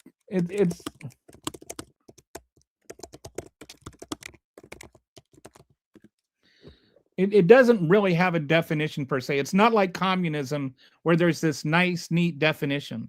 Fascism is a far-right authoritarian political ideology and system of government characterized by several core features. So here, I'll pop this up here. I feel like when people say define fascism, they don't actually know what fascism is, because nobody that knows what fascism is would say define fascism, as though that's the kind of thing you can do in like a sentence. So I'll share with you what fascism is. Okay, it's these core characteristics: authoritarian leadership, centralized power under a dictator or a single party, with opposition suppressed. One thing I find hilarious and ironic is that Republicans will accuse Democrats of being fascist, and it's like, who are we rallying behind? You know, like, we can't even get behind one person. So the very first tenet of fascism, we completely fail. We can't even agree on who to be a fascist, who our fascist father would be. You guys talk about Trump as being daddy. Ultranationalism, extreme devotion to the nation, often tied to the ethnic or racial identity, with the nation's interest placed above individual rights. That sounds to me kind of like America first. Reduction of democracy and liberalism, opposition to democratic processes, individual freedoms and equality. They stole the election. Militarism, glorification of military strength, and often aggressive foreign policy. Boy, that sounds. The guy that threw himself a military parade, conquered Venezuela, and now is threatening Greenland and Cuba. Suppression of opposition, use of violence, imitation, and state power to silence critics, independent media, and political opponents. So Donald Trump, look at what ICE is doing right now. Look at what Trump is doing with the DOJ going after everybody from James Comey to now what's his name, the Jerome Powell. And then you've got, the way he's used his leverage to get Stephen Colbert fired and to try and get Jimmy Kimmel fired and to sue ABC and CBS into submission and even get CBS to put up this wacko to be in charge of their news organization, control of society, government control or coordination of economic activity. Again, Jerome Powell, culture and social life. He's trying to tell the Baltimore Ravens, or no, who was it? Which was it? Was it the Ravens? Who is it? Somebody. He's even trying to tell football teams who to hire as a coach. Cult, and what we can watch on late night TV. Cult as a leader, personality cult around a strong leader portrayed as embodying the nation's will. Who's your daddy? Right. So those are the core tenets of fascism. And whether or not you agree with my characterization, there's no way that, of all that stuff with Trump, that definitely sounds to me a lot like Trump and America First and MAGA. It definitely doesn't sound like, doesn't sound anything at all like the left is not like rallying around Kamala Harris. We couldn't even agree to vote for her. This guy is a part of the Nazi party. I don't know what that means. Trump's a racist. You forgot your comment too. Sorry. Gotta be fair. Gotta be even. What's up? Trump, the possessive apostrophe. Did I say comma? I meant apostrophe. We will get this apostrophe thing down here. I'm like an apostrophe Nazi. That's what I am. Okay. So sorry, Brett. Floodgates open. Oh, did we get a bunch of new bots in here? Read a book, Nazi specifically. You are fast. I don't know what book you want me to read. Traitor. Bots bump the algorithm and increase dollars for the host. That's why, come on, come on, come all. As long, if I get paid more, that's, I'm happy. Not like I get paid a lot. It's like I make $2 a show or something. Off of the ad revenue. That's why I have to protect that monetized status. Your hot pocket is ready. I don't know what that means. I'm not a bot, you traitor scum. Okay. Why am I a traitor scum? What makes me traitor scum then? Would you like to come on and tell me exactly what I've done that's treasonous? What makes me traitor scum? There's a, go ahead and click on it, Zach. Or Z-Jack. Z-Jack the Ripper. Oh my goodness. So you like to stylize yourself as a man that murdered women. You must be a really pleasant person at parties. Do you go and are you a stalker? Are you a stalker, Jack? Maybe you should call yourself Jack the Zipper. Redacted on Von Schützenpants. Common sense on the left was also redacted. Okay. but all just insults, never any substance, not even very good insults. I mean, like I could, you know, like there's creative ways you can insult a MAGA. Like, you're so dumb you have to wear a hat to remind yourself who you voted for. Like,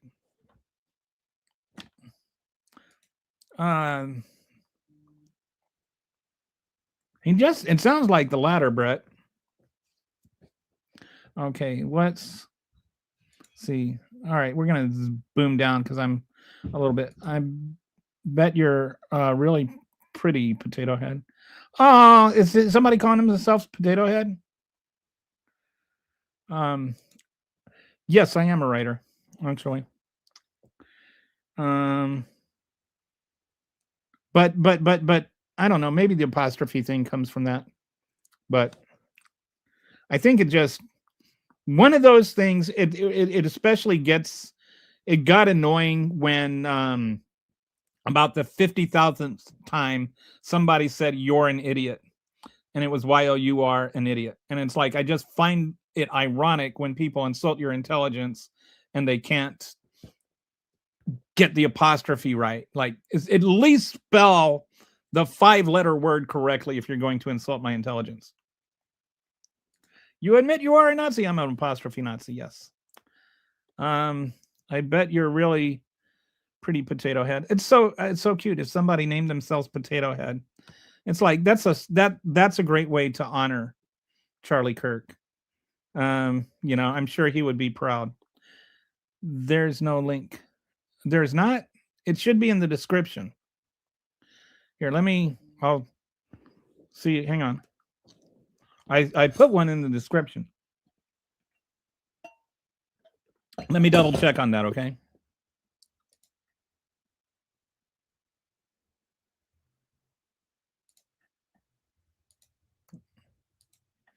Okay.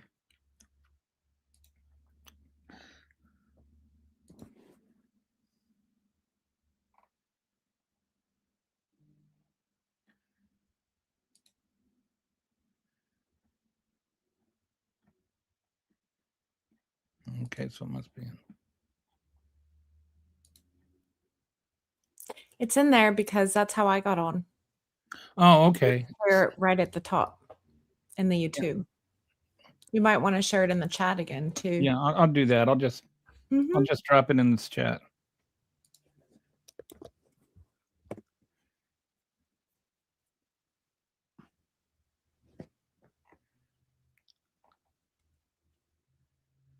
So if you want to drop on, I don't know if you can click on it and go there, but no, MAGA doesn't insult people. That's libtards. Really? Like, I just want you to read that to yourself out loud.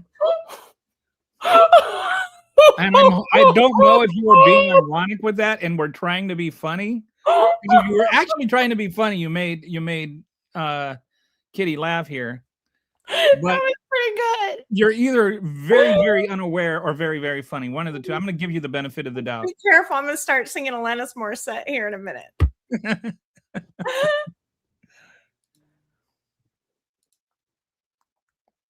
Sanskrit morphology. LOL. I don't know what Sanskrit morphology means.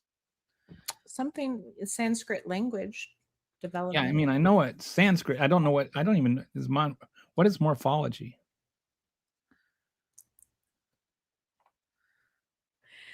Christopher, that was good. Chef's kiss on that one.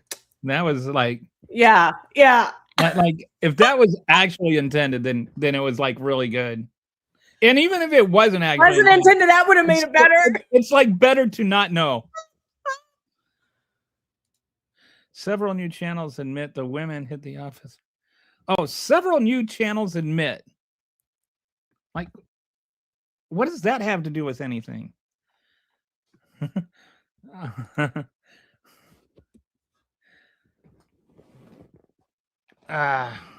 You're an idiot. Thank you. All right, Bob.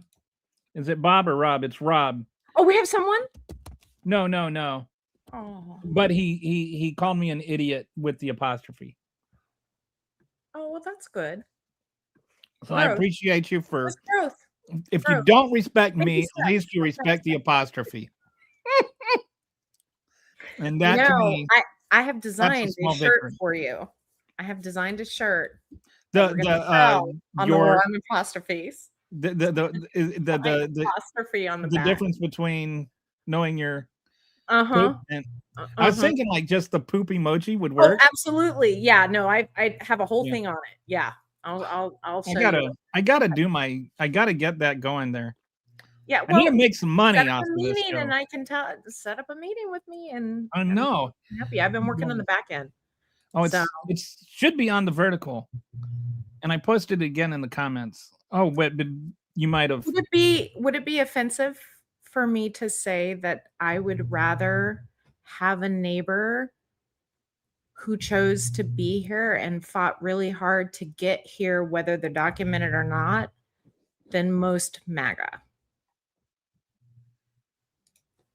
So here's the question. This is actually not a hypothetical question. All right. I have a friend that he's actually gotten his status resolved now, fortunately. But he was an illegal, he was here illegally at the time and trying to get his legal status adjusted under Biden. So fortunately, if it were still the case under Trump, he might not be here legally anymore, might not be here at all anymore. But he was sleeping one morning or sleeping one night, and then he just heard some ruckus outside. He went outside and his neighbor's house was on fire. Oh dear. And he didn't want to call the cops or the fire department because then he would, like put himself in danger of being deported. So he went into her house and pulled her out of the house. Then he went back in and pulled her cat out of the house. Then they called the fire department and he went back inside his own house where he didn't have to worry about getting arrested or anything. Mm-hmm. So they always talk about these illegal immigrants that kill people. What about the ones that save people's lives? Mm-hmm. Would you rather have an illegal immigrant that saved your life or just somebody that doesn't care about it? You talk about substance provide none nor any opinion. What have I not? I don't. What do you know what I mean when I talk about substance? When I'm talking about substance, I'm talking about actual substance. Like, what is your what? Not just what is your opinion. What are your receipts? What is the basis of your opinion? All right. Now, if there's facts that you question that I said, I'm free to show those receipts. Give the receipts. I've got receipts, buddy. But it's just like, what am I supposed to do for every single sentence I say? Show you a different website? Like, if you have a question, I'm happy to answer it. There's and it's, some things are just, you can look them up on your own. Like if I say that cars were driving past her, you can just look that up on your own. Mm-hmm. What? 46th president, that is. That's right. There's Potato Head Joe.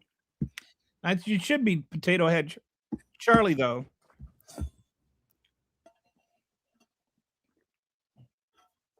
Charlie is the one that really, Charlie Kirk looked like a potato. She thought it was a good day to die. Okay. Yeah. Maybe it's that. I mean, that tells me about the content of their character. Maybe it's just planetary menopause. I don't know what that is. This is what I mean when I say they like when they try to be funny. Like, what is that? What does that even mean? What is planetary menopause supposed to mean? Like they're having hot flashes? The Earth is having hot flashes? So it's like it's just like a misogynistic anti-science joke, and somehow that's supposed to be funny. Fascism equals far-right authoritarian political ideology characterized by extreme nationalism, a strong centralized government led by a dictator. In other words, MAGA. Like, I mean, when you start breaking it down into the actual definitions, it's really hard to deny it's MAGA.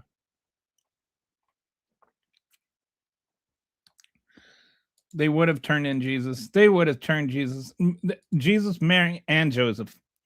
They would have turned them all away. Wouldn't have even batted an eye.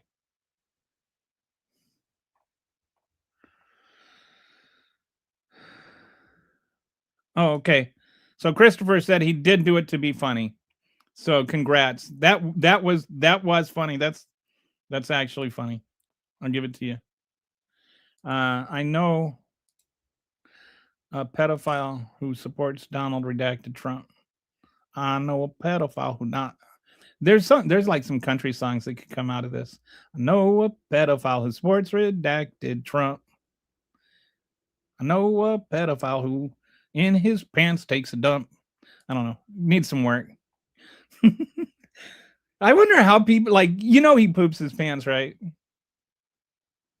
Like sometimes it's like you can watch him while he's speaking. Or like watch the faces of those around him while he's speaking. She did hit the office. Yeah, we're done. We're done debating that. It's like move along. If you are talking about the ICE agent that was rammed into with a vehicle, every angle of the incident. No, that's not true. I mean, it's not. Every angle has not shown that. There's no angle. Like this is just not true.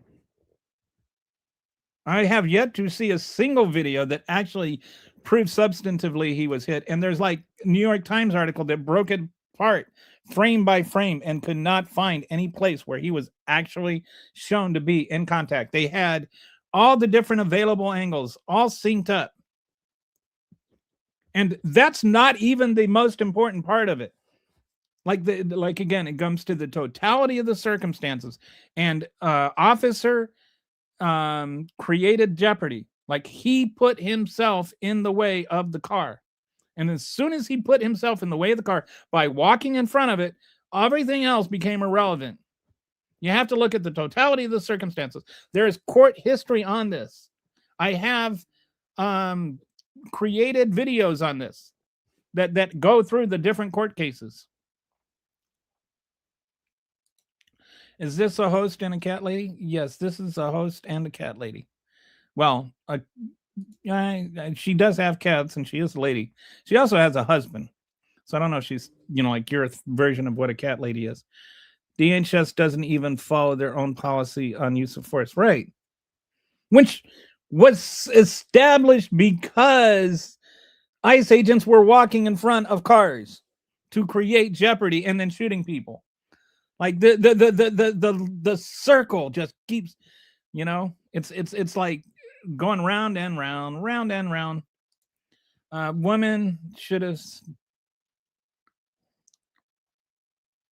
What do you call your?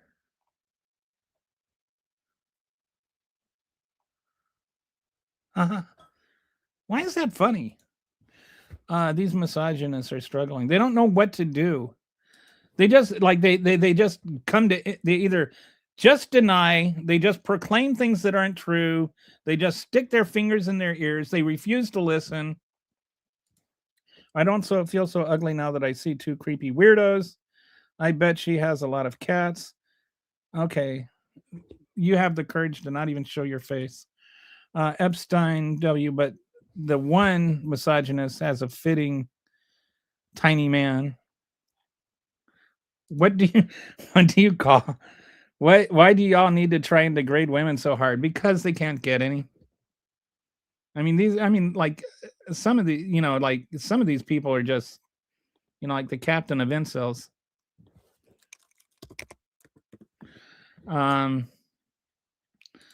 So Kitty had to leave. I know that some of you are disappointed. My MAGA neighbor says he hates people that speak Spanish, but he also shows up to the block party hosted by our Mexican neighbors and has a great time. Yeah. Man, I got to tell you about this. Totally irrelevant. But this weekend, I wanted to try something new. I got some corn and I got some cow lime, dried corn and cow lime, and then I made my own mesa for tamales, like not buying the bag stuff or even the other stuff that like the like not the powdered stuff or like the flour, like not Mesa's flour, not even like pre-made Mesa, but like I made my own Mesa from scratch. And then I made tamales from that Mesa. And I am telling you, if you've never done that, you should try it. That if you like tamales, it's a whole new level of tamales. One thing we should all agree on is tamales are yummy. I only allow American citizens to save my life. This is your argument. My argument is that someone's human value is not based on whether or not they have documents. Try entering another country illegally, see what happens. This is not the point. And nobody's saying, like, it's like you're basically arguing it's okay to murder American citizens because illegal immigration is illegal. Like, yes, like everything just, where is your humanity? Like, can you think like a human being? Like, just think like a human being. Like, stop denigrating human value because somebody crossed a border illegally. And if you were being persecuted by gangs and you had to like run for your life and you had to leave the country to live and you had to like bring your children over that country to keep from being murdered, what would you do? Would you just be like, go ahead, here's my kid as an offering? Don't be a dick.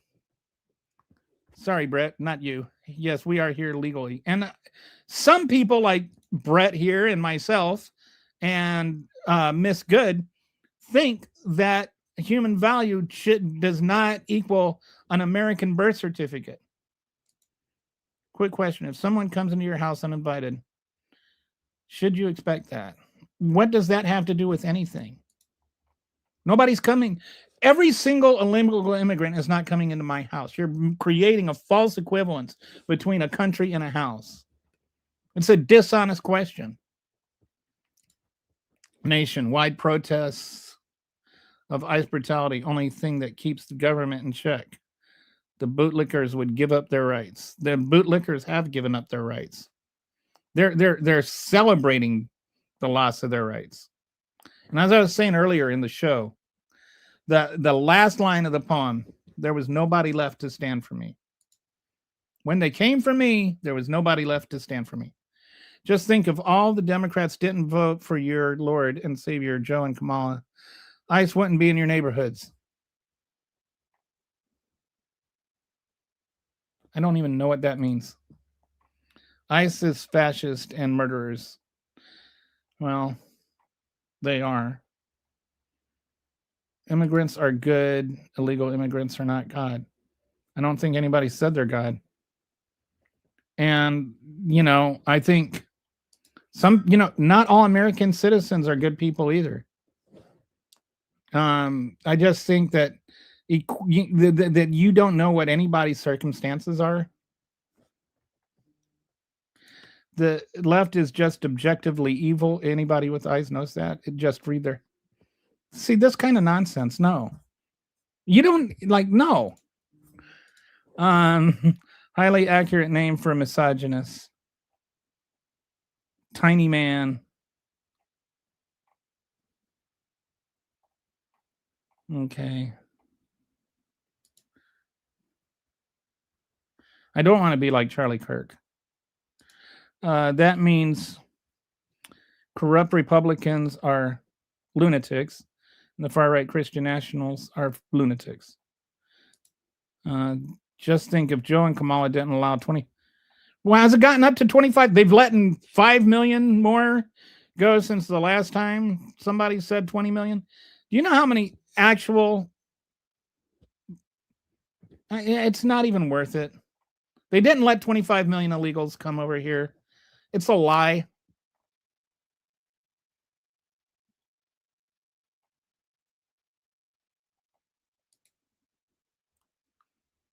Pennsylvania versus Mims set a very clear legal precedent. When you are given a lawful order to exit your vehicle, and she was you. Okay, now, okay, first let me just look up this Pennsylvania versus Mims. But there's more to anything than one case, and there's a lot of other case history too. But there's one big. Okay, so I'm looking up Pennsylvania versus Mims.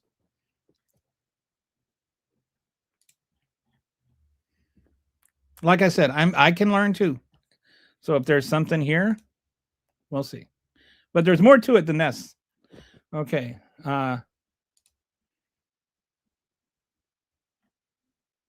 Okay. Pennsylvania versus Mims is a landmark Supreme Court that significantly expanded police authority during traffic stops. Harry Mims was driving in Philadelphia, with an expired license plate. When he was pulled over, officers ordered him out of the vehicle. When he exited, they noticed a bulge under his jacket, which turned out to be a loaded revolver. Mims was convicted of carrying a concealed weapon. The legal question: did ordering Mims out of the car without reasonable suspicion constitute a reasonable search and seizure under the Fourth Amendment? The Supreme Court held that police may order drivers out of their vehicles during any lawful traffic stop without any additional justification or reasonable suspicion. The court applied a balancing test weighing government interest with individual intrusion. The decision was profound implications for Fourth Amendment protections. It means the police can order any driver out during traffic stop, regardless of how minor the violation. Do so without articulating safety concerns for that specific stop, potentially observe anything in plain view when the driver exists. So now let me ask, I'm going to ask another question. Does this apply to the situation with Renee Good? Because my first reaction to this is he's not a police officer. He's an ICE officer, and ICE officers don't have control over traffic. That's a local thing. So let's see if that's accurate.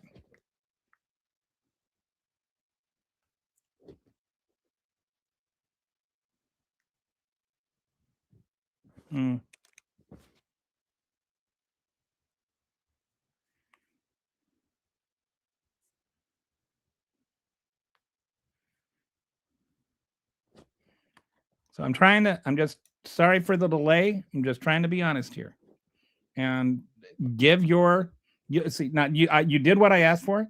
You provide a substantive, actual discussion. So I'm pursuing that and looking at it to see if it's valid. No, the Pennsylvania versus Mims likely does not apply to Renee Good situation. That's a critical legal distinction. Here's why. The lawful stop requirement. Mims only authorizes ordering a driver out during a lawful traffic stop.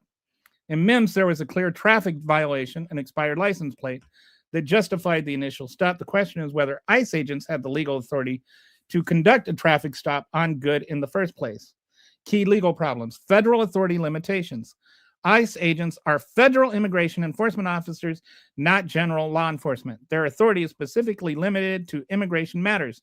They don't have roving authority to conduct traffic stops like state local police do. This is what I was just saying. There's no apparent immigration basis. There's no reason to believe that she was not a U.S. citizen. So there was no reason for him to approach her for that. And the initial counter, the circumstance suggests that this wasn't a traffic stop in the legal sense that Mims contemplated. It appears to have been a confrontational encounter that escalated when Good tried to leave. So, yes, Mims does say that a cop can order somebody to get out of their car during a legal traffic stop, but Mims does not apply in this situation because ICE is not a police. It's a federal authority instead of a local authority. And B, It wasn't a traffic stop. So anyway, at least I hope you can acknowledge that I did address your question, your argument.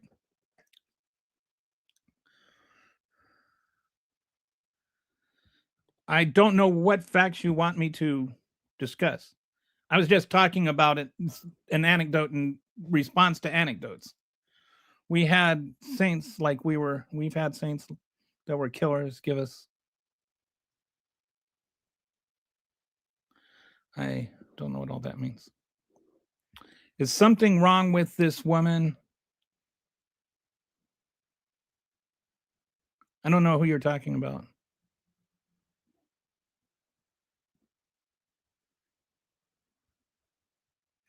Renee was an innocent mother of 3 and a U.S. citizen. Could have been your own mother, but I guess it's okay if redacted says she was a terrorist.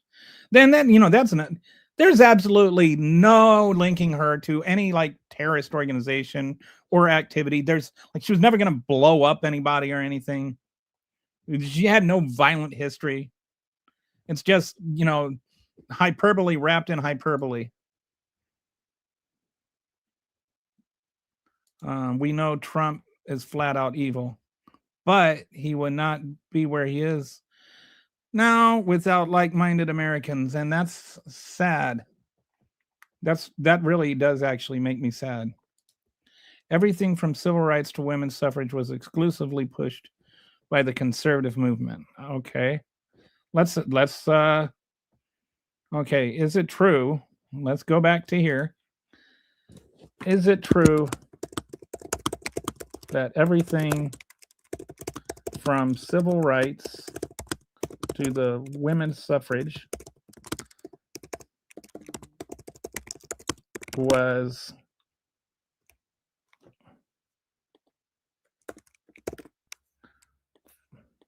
from the conservative movement?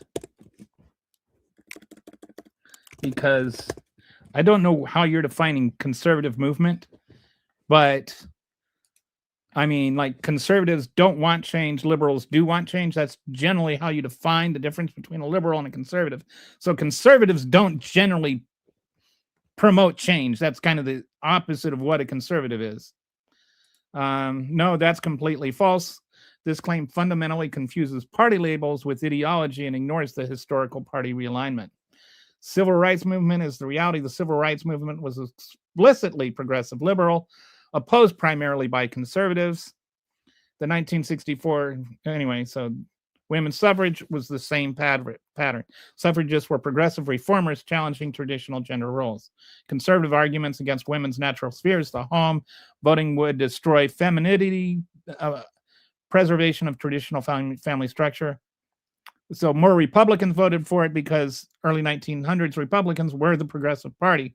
So this is, I don't know if that's what you mean, that Republicans did it, but Republicans were for those things. And if I were there during that time, I would have been a Republican. I do not align my beliefs by what my party says. I align my party by what my beliefs say. So yeah, I get a lot of, I see a lot of this, like Democrats invented the KKK, whatever that means. It doesn't mean that current Democrats are endorsing KKK. Current KKK is voting for Donald Trump. Most of these MAGA supporters are bots, by the way. That's okay. I mean, I know they are. And, that's why I've invited them, anybody that wants to come on the show and actually have a discussion. It's in the description. Come on the show and have a discussion. Nobody seems to want them because, bots actually have to have voices and not just fingers. They can't try and operate 7 phones at the same time. Either that or like they're in the Russian troll farms. It's like, well, I'll have Brett will tell you that we'll have like 50 of them pop on the show all at the same time, and then I'll leave at the same time. But that's okay because when they're on, I get paid more money. I get more ad fee or whatever.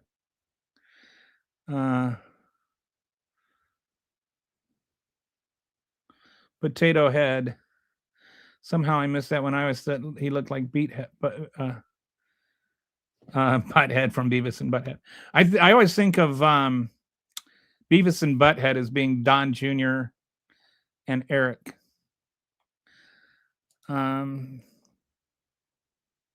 These two are why America is going backwards. How is America going backwards? What does that mean?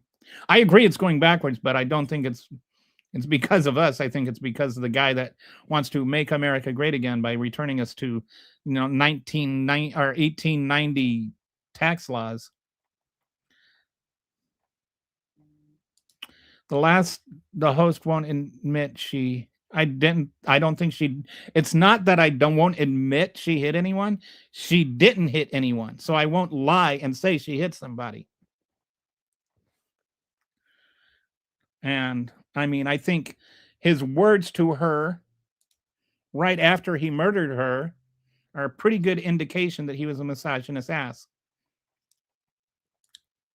If you slow it down frame by frame, no, it's not. She was instructed to. Come on, we're just done talking about this. Does the deport all? Some people really need to learn how economics works. You realize that undocumented immigrants actually help the economy, right? Some people have not. They like, and I'm not talking about my opinion. I'm talking about actual reality here. Like, if you Wharton has this view that undocumented migrants actually help the economy. Like, virtually every single economic study on mass deportations say it's going to be devastating to the American economy. And it's true too that the woman was given conflicting she was given conflicting orders. Number two, nobody had a right to order her to do anything. Like, the entire thing was manufactured by ICE. Everybody says she shouldn't have put herself in that situation. He put her in that situation. This is like, if she had just had breakfast ready, I wouldn't have had to beat her.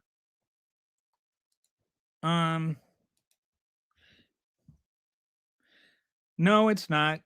That actually, I've seen that screenshot going around. I looked at the actual law, and that is bogus. First of all, you can tell just by the, I'll see if I can pull this up here, just so you know I'm not making this up. Is this it? Yeah, this is what you're talking about, right? This thing signed into law by Governor Tim Walz on July 23rd, 2020. It's Minnesota statute 609-066. If a driver accelerates towards an officer, sorry, I'm going to have to drop your comment here so I can read it. If a driver accelerates towards an officer standing in front of a vehicle, this creates an immediate life-threatening danger. This officer doesn't need to wait until impact. They can't act based on the apparent. Oh, I guess. Is there? Got to get rid of my banner. Okay, so based on apparent intent and proximity. Okay. First of all, you can tell just if you are at all a literate person that this is made up, because it's just really badly written. It does not sound like a law at all. But then if you go to Minnesota statute, you go to the actual statute right here, it doesn't say anything like that. It doesn't even remotely say that. I looked at the actual statute. And so, just to be clear, we're just going to do a Control F and do accelerates, right? And you notice the word accelerates is not anywhere in that statute. Nothing in the statute says what this statute says it does. Nothing even comes close. This is a made-up lie. And when you have to make up lies to make your point is a lie. All right? So let's put that baby to rest. This is what I mean when I say facts. You want facts? I bring you facts. And the fact is that is not part of the thing.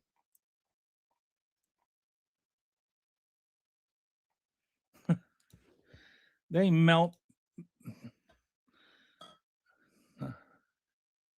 They melt like ice. You are going to want to censor that chat, but at least I don't know what you're talking about. I don't know what is being censored or challenged or whatever. Have you been? I've been married for 28 years. Well, 28 years in May. The host would look up longest filibuster. Yeah. So first of all, the longest filibuster in history was Cory Booker by a Democrat. But not over civil rights. Pretty sure. And I was for the civil rights, and Charlie Kirk wasn't. I mean, like, this is like the whole Democrat in 1964 did this, so therefore that's relevant 61 years later. Like, come on, be better. Like, just be better. You know that's not an honest argument.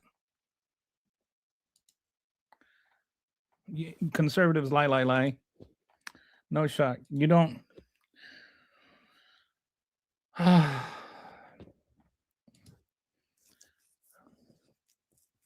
Bots and trolls are double-edged swords. They are annoying, but I suppose they generate income to the channel through activities, and they rig up the algo, and so then I get more actual people that are willing to discuss things.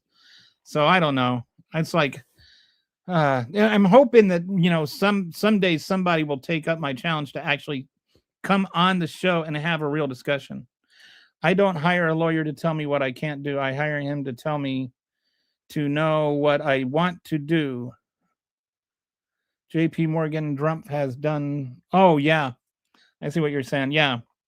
And he's actually fired lawyers and White House counsels for not agreeing with him or for not prosecuting somebody that he wanted prosecuted. She wasn't obstructing ICE. We've already been through that. I mean, I'm not going to go through this every single thing every 2 minutes. Go back and watch the show. Trump and Epstein are sitting in a tree. KISSING. First comes loves, then comes marriage, then comes a multitude of teenage girls getting trafficked to Epstein Island.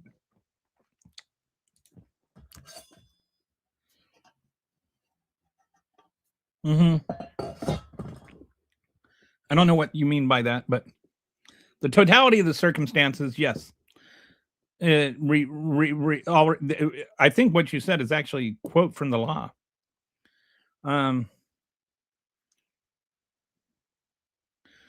But the totality of the circumstances also includes what he did.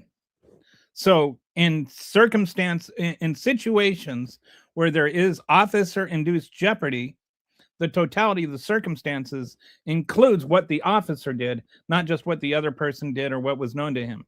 So if the officer puts himself in a dangerous situation and then he uses lethal force because he was in that dangerous situation, that is not considered justifiable lethal force. Oh, is somebody going on about TDS again? Yeah, all right. I'm sorry, what's wrong with your soul? You're just, I'm sorry. You're not even invited here anymore. Doing stuff around a cop doesn't, and it's like, doing dumb stuff around a cop doesn't sign your life away. I hate God and misogynist nonsense. And it's like, I mean, I honestly, there, here, let's do this. Let's do this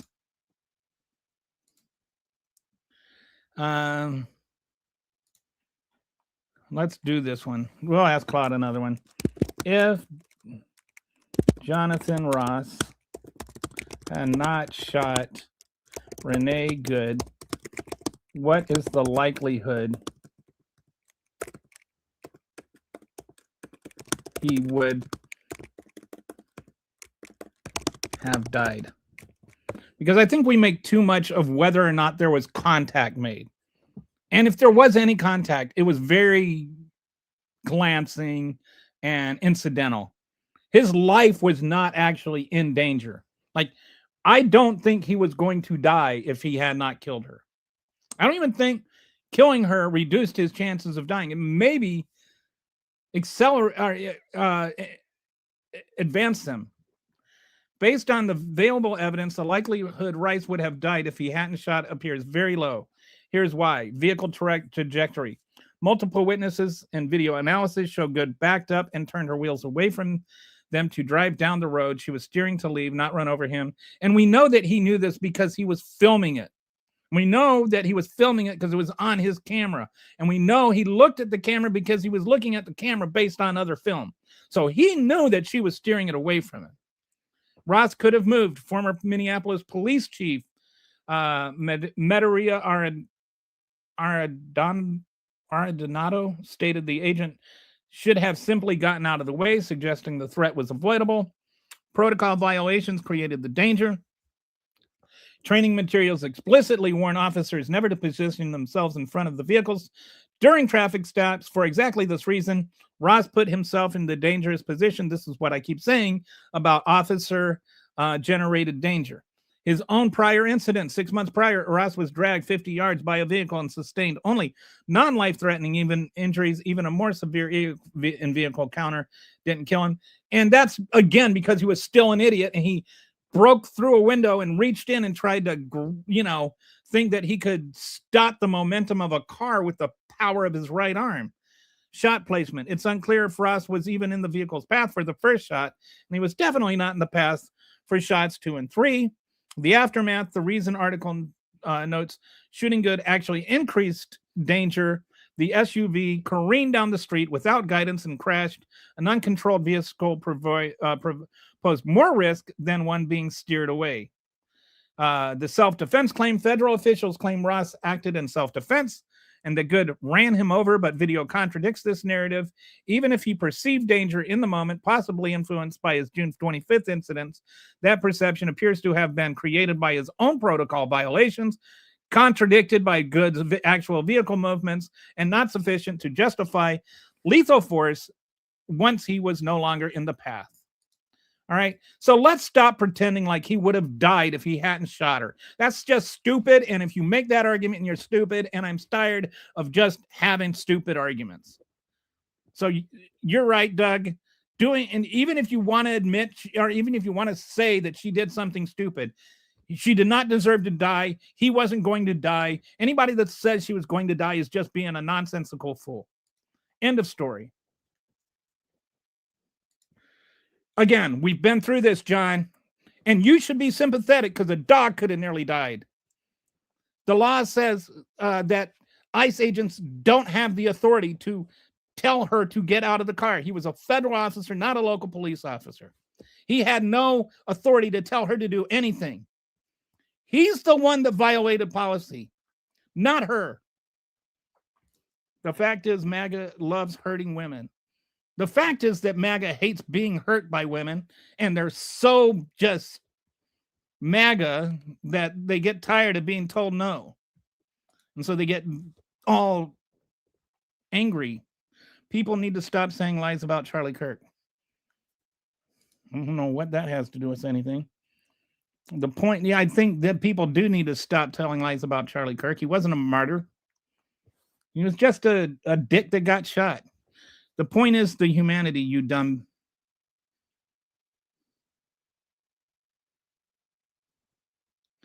Okay. The so-called law is what your orange agent uses to wipe his butt. I'm not bending anything at all to suit my own agenda. I'm straightening it out to expose yours. You should give out the number. What number? The number that was rolling across. You are sick and needs help. Yes. Everybody always gets into, it just comes down to insults.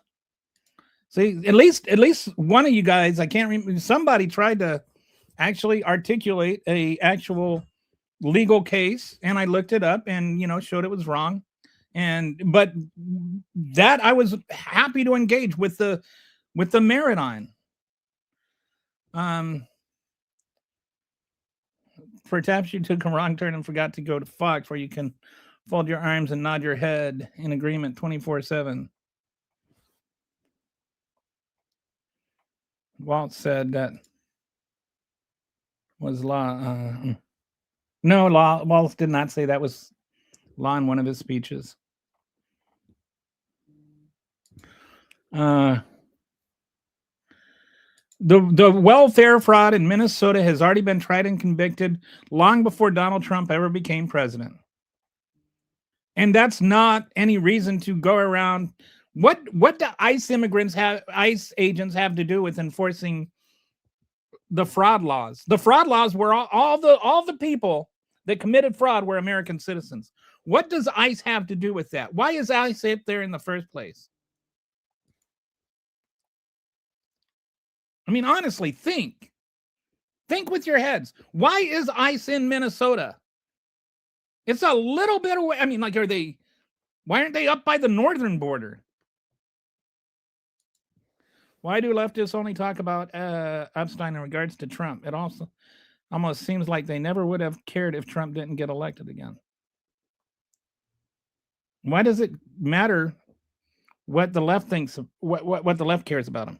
All right, I have said this so many times, and if it's not your first time on the show, then you know this. If it is your first time on the show, I'll tell you right now.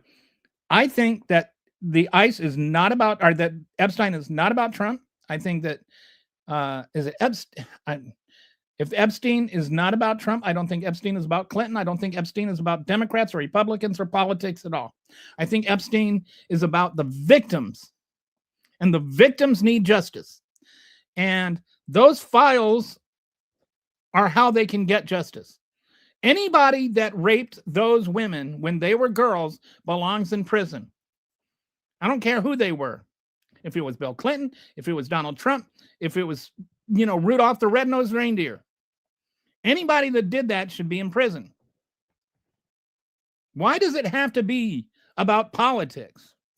It shouldn't be about politics. It should be about justice. And those women deserve justice. ICE needs to go harder. These aren't games or prizes, dude. This is just murdering people. Okay, this is not the definition of armchair quarterbacking. It's the definition of recliner podcasting. But no. What do you get here? What do you get when you trade in? What do you get when you trade in 5 Nickelback albums? You get a quarterback. All right. You mean the collapse of the American wannabe empire? Not even a century, losers. All right. ICE would deport Jesus on his first day. I don't know if he would have made it over the border. Officer won't be convicted. Sorry to tell you. I don't know who said he would. I know that he shot and killed a woman. I know that whether he's convicted or not doesn't change that. He walked in front of the vehicle.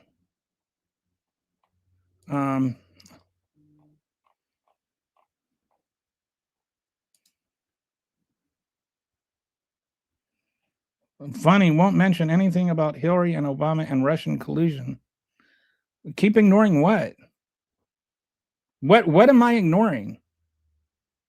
And like, what am I supposed to just sit there and spew whatever random MAGA weirdo cultic nonsensical conspiracy theory floats through your little MAGA head?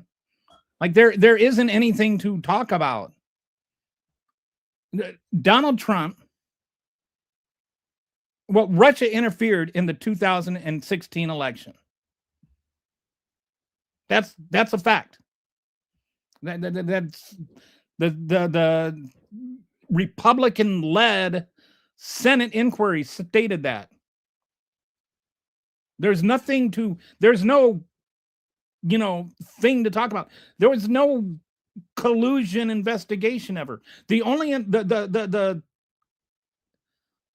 investigation by Mueller was ordered by Jeff Sessions who was the attorney general appointed by Donald Trump.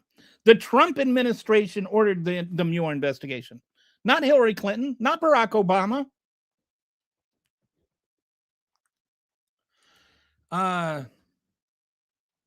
She was not impeding a federal investigation. First, there was no investigation at all. There wasn't an investigation. Nobody was being investigated for anything. Like, they were driving past, they saw her, and they got out of their car. There was no investigation. There was no operation. She was minding her own business. She was just sitting in her car waiting for people to drive by so she could pull out and leave. Okay. If people don't fight back, they lose their rights because they are being stripped minute by minute when they come to your hometown in every street corner. It's like, I keep saying it, that last line of the poem. Let me read this whole poem to you, because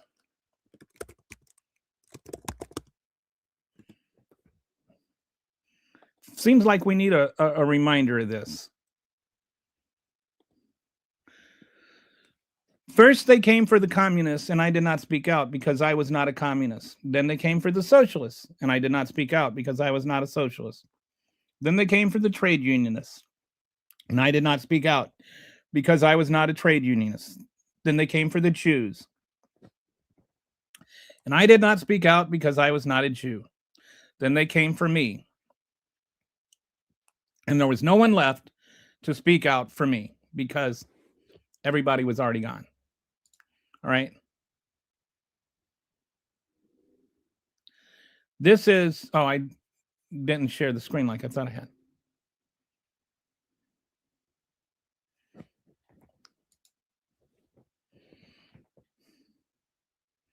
Who's going to be there when they come for you? Because most people that watch the video can't even see any contact, number one. Number two, because he didn't even get knocked over if he did get hit at all. Number three, because he was walking around fine afterwards. It was incidental. That's how. If you watch the video, it is incidental. It means incidental. It means it didn't stop him from moving out of the way of the car. It means he wasn't hurt. Stay grounded in reality, Joe. Stay grounded in reality. Half of it's named in Spanish. We own the bleep. Get out of our lands. Oh. If you were in the same situation. No, if I were in the same situation, I wouldn't have stepped in front of a car like an idiot. And no, I would not have shot somebody. I would have just moved out of the way. You never been in front of a car and it started moving? And you said, oh, better get out of the way. That's what a normal person would do. ICE has the authority to detain anyone who... Okay, but she wasn't interfering or obstructing in her duties. We've been through this. How is any hitting somebody... why not train POs not to be POs? Oh, not violate our rights, not because that's a feature, not a bug. They are being poorly trained by design. They reduced their training from 21 weeks to 47 days for a reason. They want incompetence out there. I have a brother that lives in Minneapolis, and he's talking about how like they just wander around. They don't know where they're going. They don't know what they're doing. It's just like the Keystone Cops. They're a bunch of idiots, and they're recruited to be idiots, and they're fat idiots, and they're just fat bumbling idiots because that's what they want. They want confusion, and they want confusion because Donald Trump wants riots. Donald Trump is trying to make a situation here. He's trying to create riots. He's trying to create confusion. He's trying to create chaos because chaos means that he can then create martial law, and then he can create an eternal, endless lifetime of Trump. until the ketchup does its job.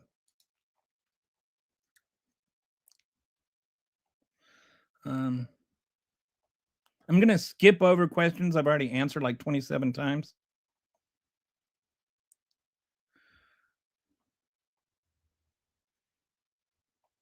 I do know he was dragged by a vehicle in a prior traffic stop. I also know that one was also his fault.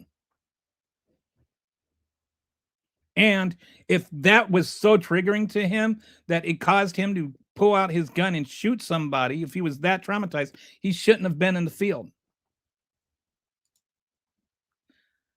No, he couldn't have died. We just discussed that. There was extremely low chance he would have died. Like extremely, not like, I don't even know what to say. Like his chances of dying were almost zero, the same as if he were just like walking down the street without any cars there. It did not increase his chances of dying at all. Google if she would have gotten out of the car. Then we don't know what would have happened, but it doesn't matter. It doesn't matter. It's not about what she did or didn't do. It's about what he did, which is fire 3 bullets into her face.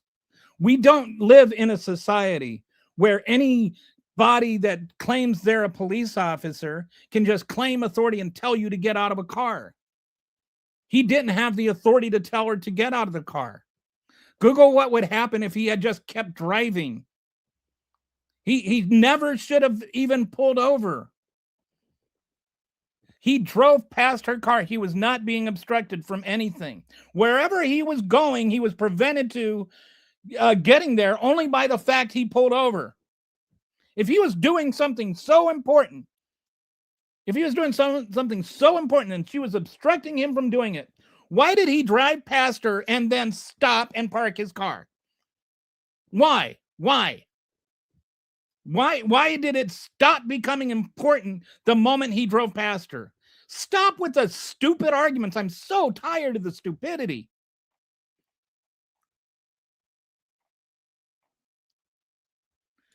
No, he was standing in front of the car, filming himself standing in front of the car, dude. This is not debatable. All right. If the officer's behavior is changed because of post-traumatic stress due to an accident in his life, then he is no longer qualified to be an officer, or at least he shouldn't be in the field. And he definitely shouldn't have a gun.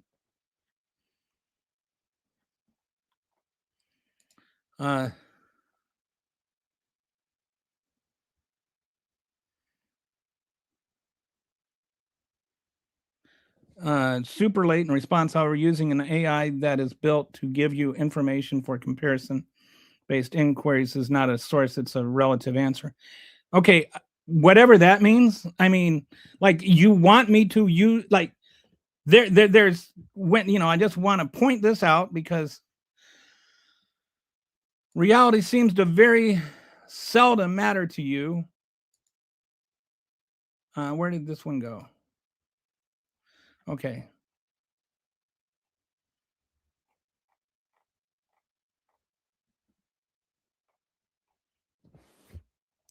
There's something called sources. I can't find the thing.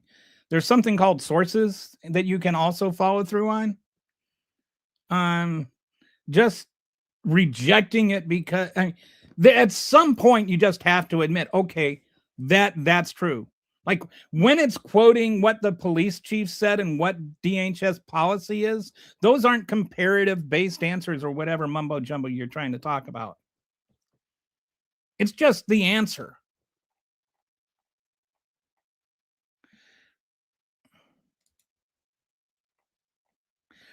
I would say that her chances of dying were better if she complied than his chances of dying if he hadn't pulled over, because he was clearly not equipped well. He was that ready to shoot her. So I think she probably would have been more likely to die if she had gotten out of the car than if he had never gotten out of his. And you know what? If he had never gotten out of his, nobody would be dead and nobody would have broken the law. He had no business stopping in the first place. Everybody talks about, well, if she had done this, if she had done this. Well, if he had just like followed DHS policy and the law and not tried to become a misogynist butthead, then everything, we wouldn't be talking about this a week later. AI literally consolidates everything from the internet and spits it out in a concise form. What's your point, if you even have a point? I think his point was AI said something he didn't like to hear, so he's got to dismiss it. People have already died by complying with ICE. There are, I think, let me check this one.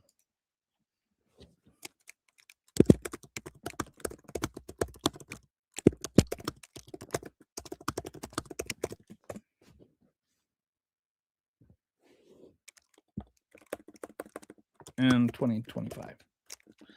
I think, if I'm correct, more people died in ICE custody in 2025 than any time in history. It might be the second worst, but it might be the worst.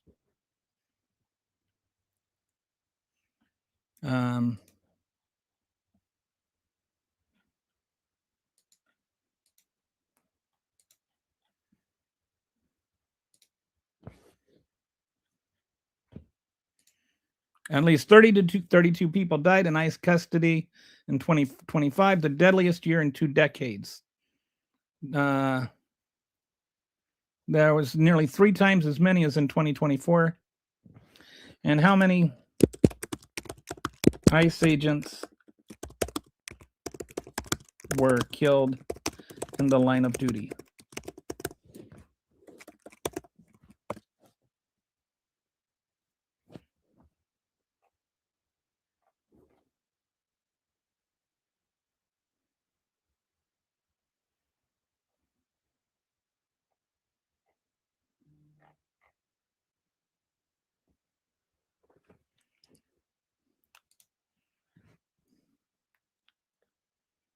So if you're keeping score,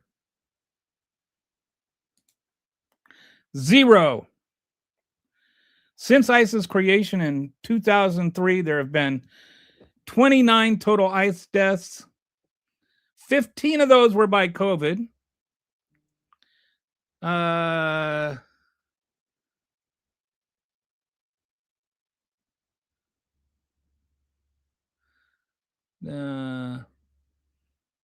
Then I guess about 23% of them were by 9/11 related cancer. Okay, so between 9/11 and COVID, 75% of them were disease. So last year, there were, I don't know what the other 25% were, but, so say 25% of 30 would be 1/4, so 7, 8, something like that. 7.5, however that works out. But anyway, this would be 7. 7 in the whole history of ICE versus 32 in ICE custody this year. So I think in general, I would feel much safer not following ICE's orders. And I feel like ICE's officers are more safe than the people they're taking care of.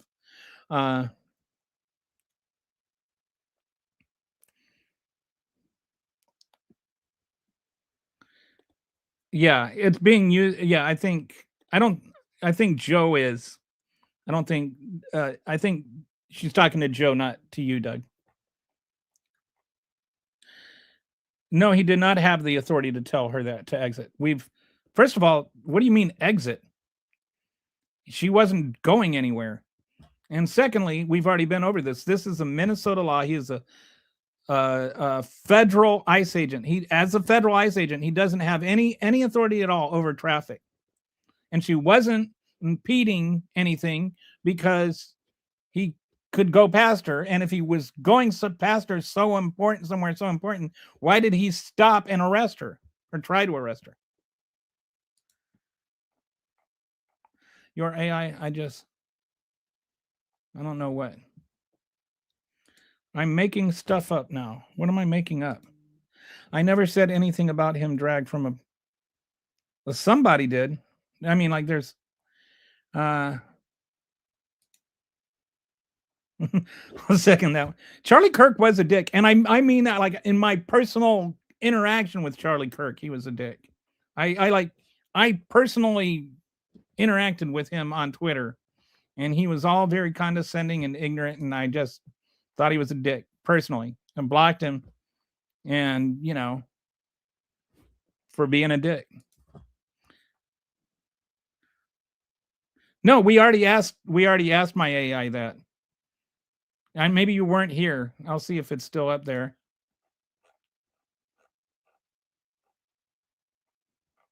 So this was in the part about the MIMS and whether or not PIM. And it says ICE agents are federal immigration enforcement officers, not general law enforcement. Their authority is specifically limited to immigration matters. They don't have roving authority to conduct traffic stops like state local police do. Were you here for that part? So actually, you're wrong. My point was the cases I brought up, which clearly state the authority of agencies, both state and federal. I don't know what you're trying to talk about there, Brett, but federal agencies, like ICE agents are very, very narrow. They only have the authority, for the most part, to go after illegal immigrants. They have no business with American citizens except in very narrow circumstances. And none of those narrow circumstances has anything to do with state laws. Like, see, federal enforces federal laws and state enforces state laws. See, that's how that works. But here's the thing. She did not impede a federal investigation for the zillionth time. There was no federal investigation happening. What federal investigation? What federal investigation? Which you're acting like they were on a case or something, or they were investigating. What were they investigating, and how is she impeding it? From the very beginning, we talked about this, and you weren't here apparently, but there's. Here, I'll show you this again. It's like, gotta just keep going back over and over. 18 USC 11, this legal standard. This is the actual statute ICE always goes, this is what they say they are using. And it says, whoever forcibly assaults, resists, opposes, impedes, intimidates, or interferes with any person designated in section 1114 of this title while engaged in or on account of the performance of official duties. Okay. The key word here is forcibly, which means that they have to be physically preventing something from happening. The Ninth Circuit held in U.S. versus Lamanakis that forcibly modifies all the subsequent words. So this means that they forcibly have to be impeding. She was waving them past, and they drove past after she waved them past. So the idea that she was forcibly impeding, which would mean, like, if she had driven, like she saw them coming and she'd driven and blocked them, that would be forcibly impeding. But waving them past and letting them go past is not forcibly impeding. That would be, under that circumstance, if she had like moved up her car and stopped them and tried to prevent them from going, then you'd have an argument. But when she waves them past, you don't have an argument. According to the actual law. You want facts, I give you facts. But you will, of course, just ignore the facts that I give you.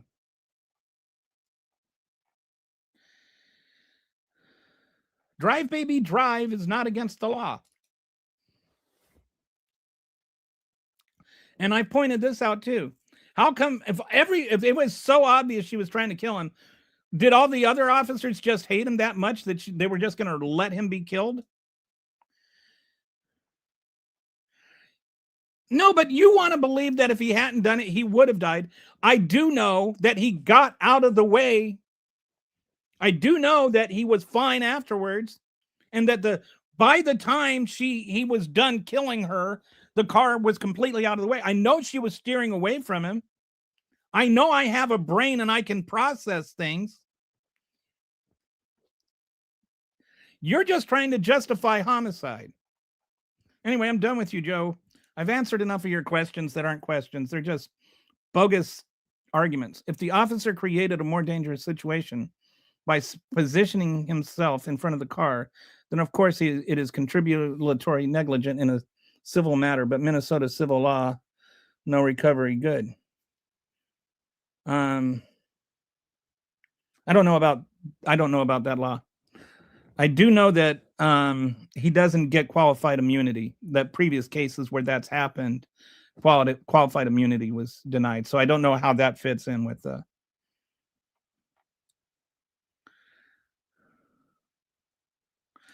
Oh no.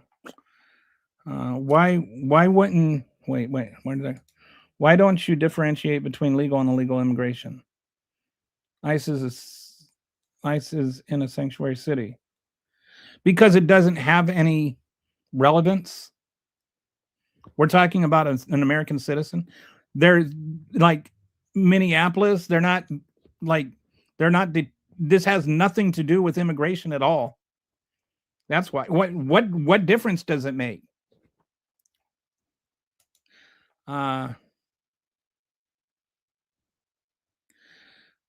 Pull ICE out of why? Why does it have to be either occupied territory or they don't get, Minnesota pays taxes. They pay federal taxes. Like, this is dumb.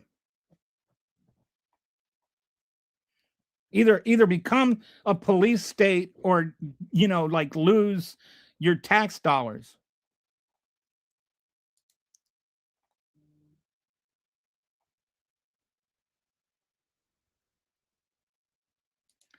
Well, he was just a dick who got shot.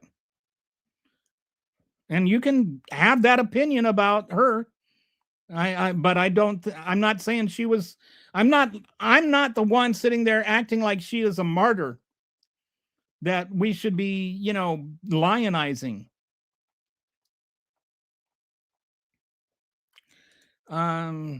They hit Trump with 93 indictments.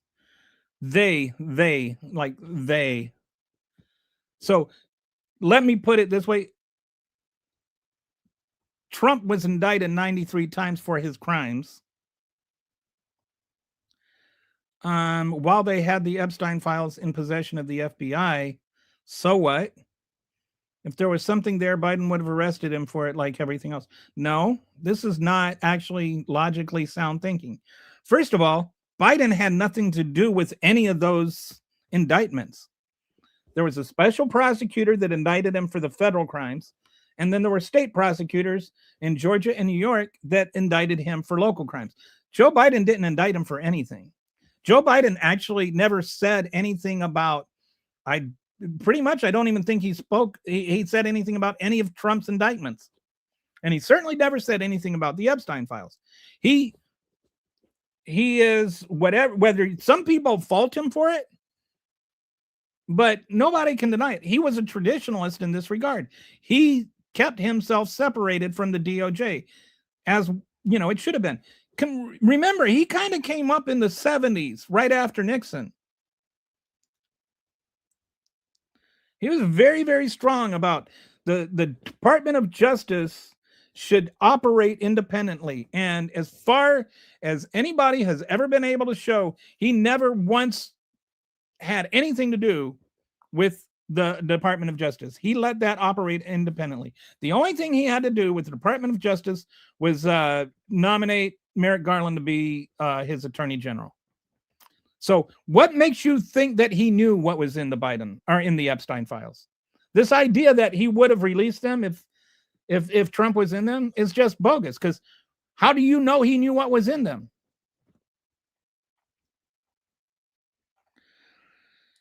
You liberals always have always bend things to fit your agenda. No, I don't want things to fit my agenda. I want my agenda to fit the things.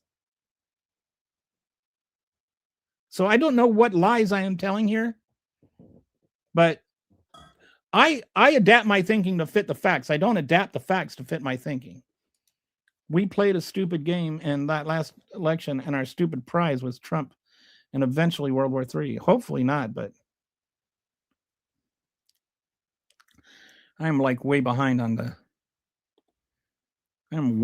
comments, aren't I? How far back? 436. Whoa, I'm like almost half an hour back. All right, so I'm sorry if I'm skipping over yours. I'm just skipping it. All logical arguments can be defeated simply by refusing to argue rationally. Or there's one of my favorite Bill Murray quotes. This is a great quote. It's hard to win an argument with a smart person, but it's damn near impossible to win an argument with a stupid person. I love that quote. I just said you'd bring, I don't know what you just said I would bring up. But her moving the car after the lawful, it wasn't a lawful order. I'm out having fun. Have fun taking shit that you have no control over. Perhaps you are right. So in this instance of Miss Gold, we know Miss Good, I think you mean. We know the scenario about the shooter. Her, what about her, the driver of the ICE vehicle, and is he getting charged with accelerating?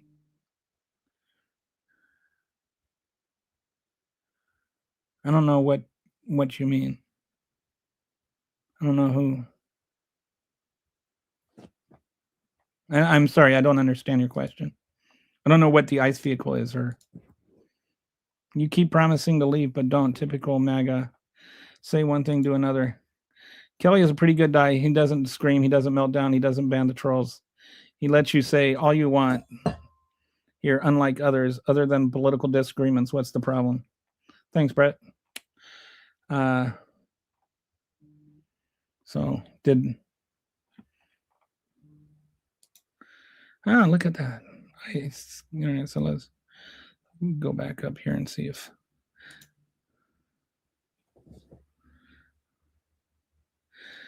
Yeah. So yeah, I was way behind. I ended up skipping ahead and got caught up. So I'm sorry if did some people like get all mad that I wasn't getting to theirs fast enough? Sea lioning is mostly what is going on here now. Right. Sea lioning, I didn't even know what it was until like I went on a rant on Twitter about the acts of it. And but sea lioning, for those who don't know, sea lioning is like trying to pretend that you're engaging in a good faith debate, but it's actually not in good faith. And no matter what the other person says, you just like refuse to accept the reality that, you know, there's this other position. And I would love, once again, I'll say it again. It's up there in the description. If you would like to come on the show and have an honest debate, I'm willing to. Speaking of taxes, the United States is not paying Greenland any rent on taxes on those bases. Denmark signed a bad deal in 1951. And on another note, where does Donald Trump get off saying that he's going to send Greenland money to, you know, where does he get the where does he get the authorization to like bribe Greenland to become Americans? Like that, doesn't that have to go through Congress? Where does he get off thinking that he can just buy another country?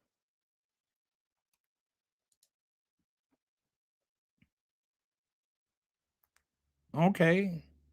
Well, thank you for giving me 2 minutes and 48 seconds. So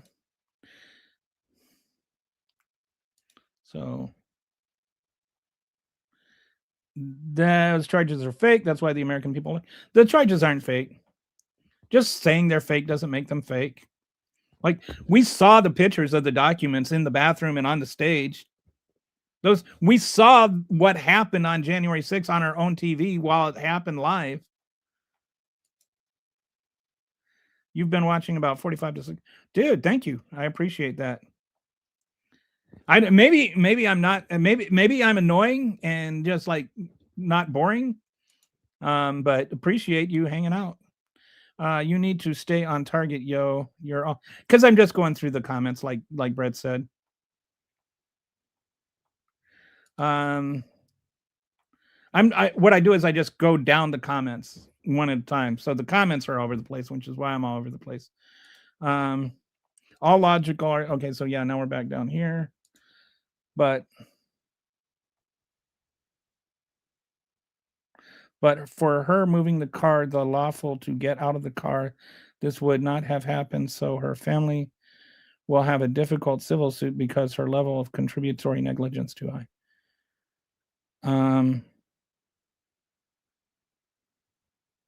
I don't think she contributed to any. I think that any thought of that kind of gets thrown out by the idea that one, she had no reasonable expectation, and nobody should have, that trying to drive away would get her shot.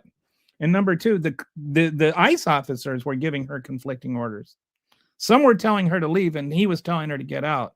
And she's got somebody climbing at the thing. She's got her dog in the back. She's got her wife having the little tete-a-tete with the other ICE officer. There's a lot going on there. And she was not like planning some terrorist activity, or like the whole idea that she was out and about and like just following around conducting terrorist activity and stuff kind of gets blown up by the fact she had just dropped her son off at school and had the dog in the back seat. Like, you don't generally put your dog in the car when you go around for an afternoon of terroristing. I'm out. Have fun talking about shit that you have no control over. Sadly, I don't. So in this instant, okay, so now we're coming back down to here. Okay, he absolutely escalated the situation immediately. The driver of the truck, I mean. Oh, so that, yeah, Jonathan Ross. I don't know if Ross was the driver. Was the guy that drove the truck, but yeah, if they had just kept going, like that whole truck had just kept going and nobody had ever stopped, we never know who John Ross was, and we never know who Renee Good was. The typical MAGA lib is just annoying. I don't know what a MAGA lib is. There was a truck that stopped and two officers got out. The driver approached her driver's side. So that guy, okay. The one that was standing in front of her while yeah. Okay. These protesters are organized, paid. This is gobbledygook. Just declaring everybody that disagrees with you as a paid protester that doesn't have a job is just dumb. Don't be dumb, Ken. You can be better than that. You've been on here before. I know that you can at least read, and you can apparently write. Where do you get who's paying them? George Soros? Does he have like an infinite amount of money? Like, don't you think that just like real people can agree with Trump for free that not everybody that's a protester is getting paid? I was not mad. I was confused.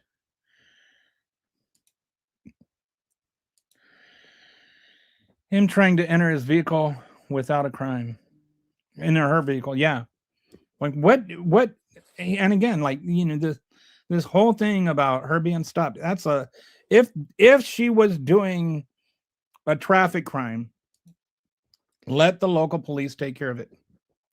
As a federal authority, he had no right to tell her that, he had no right to detain her. He could have called the cops. Cops could have come. Because he is a businessman idiot. He is a businessman idiot.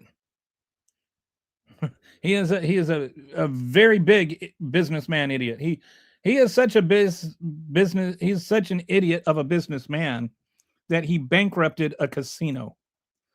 Grabbing a door handle is not trying to enter. Well, it's trying to open it. So whether he's trying to enter or yank her out or whatever, he's doing something he doesn't have any legal right to do, because, again, he's an ICE officer. He's a federal officer. He doesn't have any authority over local traffic control. And she wasn't trying to impede him because she waved him past and he drove past her. So she wasn't trying to impede him, and she wasn't impeding him. Obviously, we're not influenced by the facts, but our interpretation of the facts. Adler. Good quote. Now the situation in the, well, except that some people are seem to be intolerant to the facts. Like the fact he drove past her, like that is a fact. He drove past her, right? So all the arguments about she was impeding an investigation or whatever, she wasn't, because he drove past her, and she wasn't even trying to, because she waved him forward. So some people just want to ignore the facts instead of interpret them. Now the situation, and I'd be happy if somebody could give me an alternative explanation of why she waved him past if she was trying to intervene. Now the situation in the U.S. is MAGA versus wokies. I don't know what a wokie is. Like, what is a wokie? I know what a MAGA is. Like, MAGAs call themselves MAGAs. But wokies are what the MAGAs call everybody that disagrees with them. Anybody that thinks like black people have rights and lesbians have a right to get married, and employers have a right to hire black people. So I don't agree that this is A versus B. I think this is MAGA versus the world, and it's an us versus them. And everybody that isn't MAGA is them. And I don't think that we should cater to that. Well, I don't think we should give that credence. I don't think we should give that air. There are all kinds of people. Like I had Joe Walsh on here one time as a guest, and we're actually friends, even though we disagree on a lot of things. And even Brett, I know a lot of conservative, conventional Republicans who I get along with well, and who I agree with on some things and disagree with on some things. I know that there are people that probably voted for John McCain, that when I voted for Obama, that I can agree with on Trump and disagree with on a lot of other things. So it's not MAGA versus the wokies. It is MAGA versus everybody who doesn't like Trump. So Walter says, what is grabbing a door handle supposed to be? Grabbing a door handle does not mean trying to enter. You can hear the bang of the door handle flipping back when it comes out of his hand. This is from the pull of a locked door. Yeah, so the door was locked.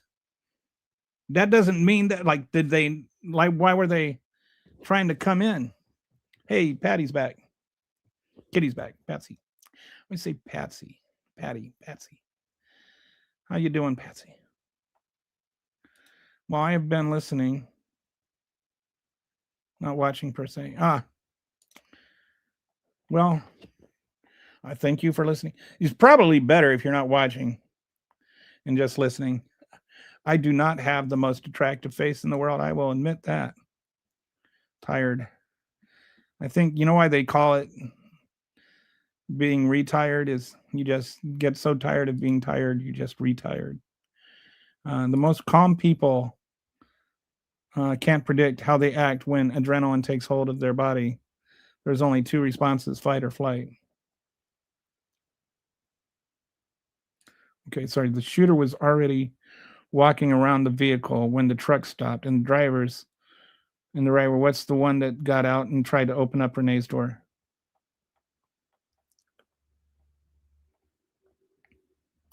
MAGA libs are MAGA and liberals. I don't know what that is. I'd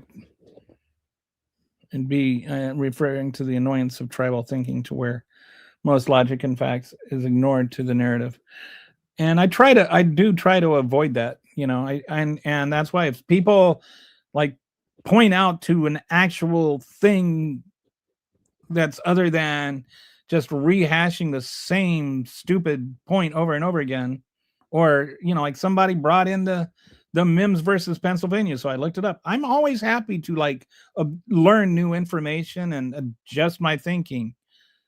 But, it didn't turn out that was actually a correct application, but I did learn something new.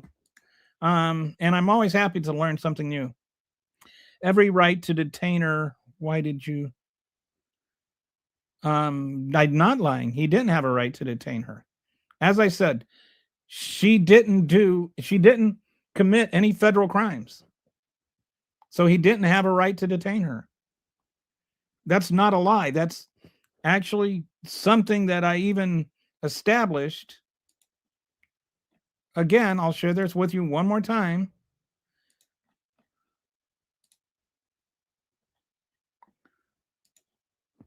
ICE agents here, right here. I don't know. Does that show up on the highlighting? Yes, it does. Okay. So I don't know if you can see the screen here, but it says ICE agents are federal and immigration enforcement officers, not general law enforcement officers. Their authority is specifically limited to immigration matters. They don't have roving authority to conduct traffic stops like state police do. So this was not somewhere where he had any authority over her to do anything at all. This was not a legal order that he gave. This was not something she had to follow. He was extending himself beyond his power, beyond his authority.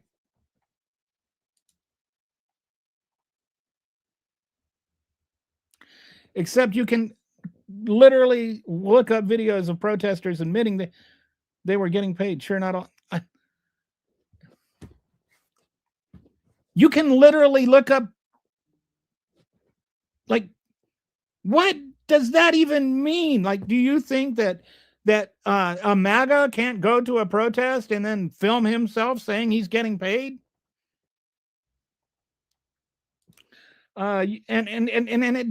Anyway, the whole liberal protesters getting paid thing is just, I'm so tired of that one. You did this when you were in elementary school too. You've always been a liar. Didn't know you knew me when I was in elementary school. ICE does not have the right to detain a citizen without a legal warrant. Or which elementary school did you know me in there, Mr. Gardner? ICE does not have the right to detain a citizen without a legal warrant or judicial oversight. There's they can do it if they're witnessing a federal crime, and this is like, somebody being kidnapped or something. If they're physically or forcefully, like, what was the? Come back over here. Sorry. Over here, read this statute again. Under here, share this tab. USC 18 USC section 111, the legal standard. Whoever forcibly assaults, resists, opposes, impedes, intimidates, or interferes with any person designated in section 1114 of this title while engaged in or on account of the performance of official duties. But this has to be forcefully, and the word forcibly fits to all of these verbs according to this Ninth Circuit ruling. So it means, like, whoever forcefully impedes. That would mean that she was forcefully, physically preventing him from being able to perform his duties. And that is negated by the fact she wove him past. That's kind of the opposite of impeding. And this is a statute that ICE has a really bad habit of overcharging on. They've made 247 arrests on this. Only 8 times it's been charged. Only 2 times it's been convicted. So this is more of a thing that they use to prevent people from protesting and deny First Amendment rights than it is to actually, prosecute people who impeded any official actual activity.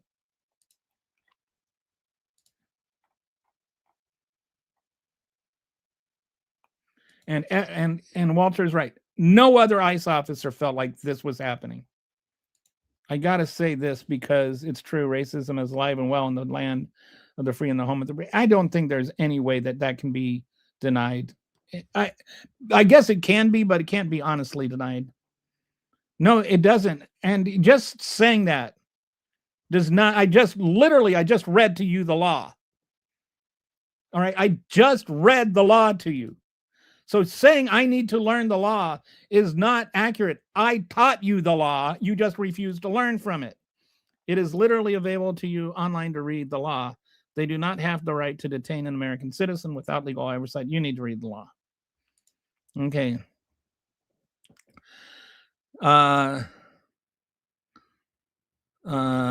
You're just flooding with accusations and name. Yeah. Gish galloping. That's what he's doing. You're just flooding with accusations and name calling, skipping from one subject to another. I am back. I'm back in the New York groove. Yeah. Okay. And again, I find another MAGA supporter that just wants to refuse the truth and then to call us stupid instead of actually debating it. And I would love that. I would love it if one MAGA would come on here and try and engage in a substantive conversation. Because I think that's what we need. We need to be able to have discussions, but discussions have to go two ways. They can't just be no. And then, yeah, he had every right. And it's like he didn't. The actual laws. I read to you the actual law. You don't know anything about me. And this is the same guy that says I was the same way in elementary school.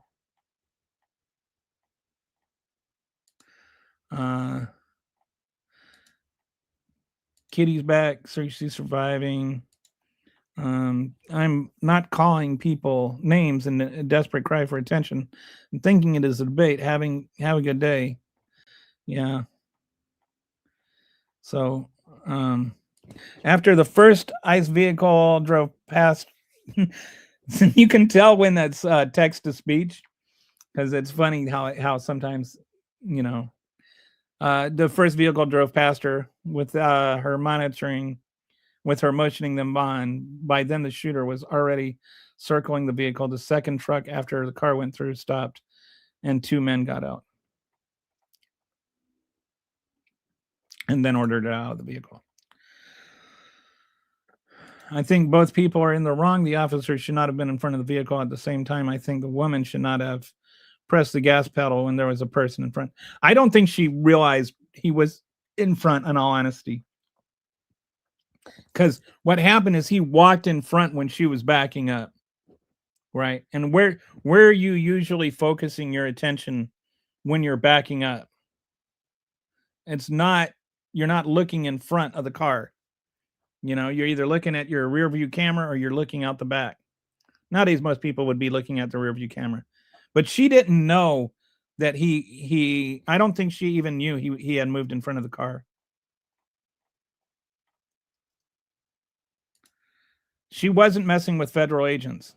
The federal agents were messing with her. Again, she was there before they were. And they got out and they messed with her.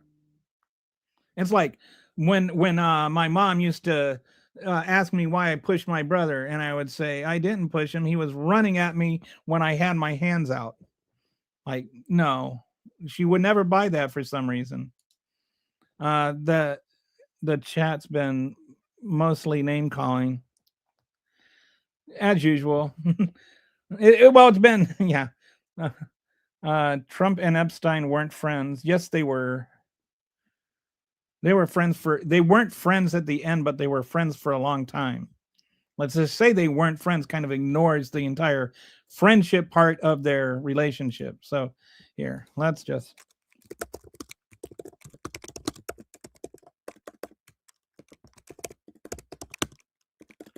I mean, for somebody that wasn't friends, there's a lot, like, why was he getting why was he getting birthday cards from Trump? So were they ever friends? Yes, Trump and Epstein were friends for approximately 15 to 20 years, spanning the late 80s through the mid 2000s. Trump's own words, I've known Jeff for 15 years, terrific guy. He's a lot of fun to be with. It's said that he even likes beautiful women as much as I do, and many of them are on the younger side. And Epstein's character, Epstein, I've been going back and forth, like I was calling it Epstein because a certain person who I won't name told me that it's Epstein, but then I heard one of the victims call him Epstein. So now I'm going with Epstein, trying to reprogram my brain on that. Epstein's characterization called Trump his closest friend for 10 years. A description confirmed by multiple sources, including Maria Farmer, Epstein victim, Stacey Williams, former model who dated Epstein, Jack O'Donnell, Trump casino executive, all use best friend to describe their relationship. Evidence of the friendship: they socialized regularly. They were at parties in Mar-a-Lago, dinners at Epstein's Manhattan mansion, Victoria's Secret Angels events together. Flight records: Trump flew on Epstein's private jet at least 7 to 8 times in the 90s, including 4 flights where Ghislaine Maxwell was also aboard. Neighbors: they both had parties in Palm Beach, Florida. Personal contacts: Epstein's address book contained Trump's and Melania's phone numbers. Trump's name appeared multiple times. I think he had like 16 phone numbers for him or something like that. According to Epstein, Trump and Melania first had sex on Epstein's private jet. Wow. When it ended, it was around 2000, somewhere around 2004 or 2007. This is all disputed, and why. And I mean, like, if you just listen to Trump on it, it's disputed. Trump gives various accounts. There's some people that say it's over a bidding war over a Palm Beach mansion. Trump says that he banned Epstein from Mar-a-Lago after he sexually harassed a girl, but he's said contradictory things to that before too. And then there was, anyway, we won't go into the whole thing, but this just establishes there was an actual friendship between the two. So saying they weren't friends is not honest. Yeah, I don't know how. I don't even know what a MAGA liberal would look like. So she shouldn't have been messing with the federal agent. So in your version of American police can roll over you without any legal right and do anything they want to. Yeah, I mean, it's like, that's just so, what's the word I'm looking for? Fascist, police state, Nazi, goose stepping. If you were getting paid for protest, it shows you don't really believe in the cause you're cashing in. Right, but nobody's saying, I mean,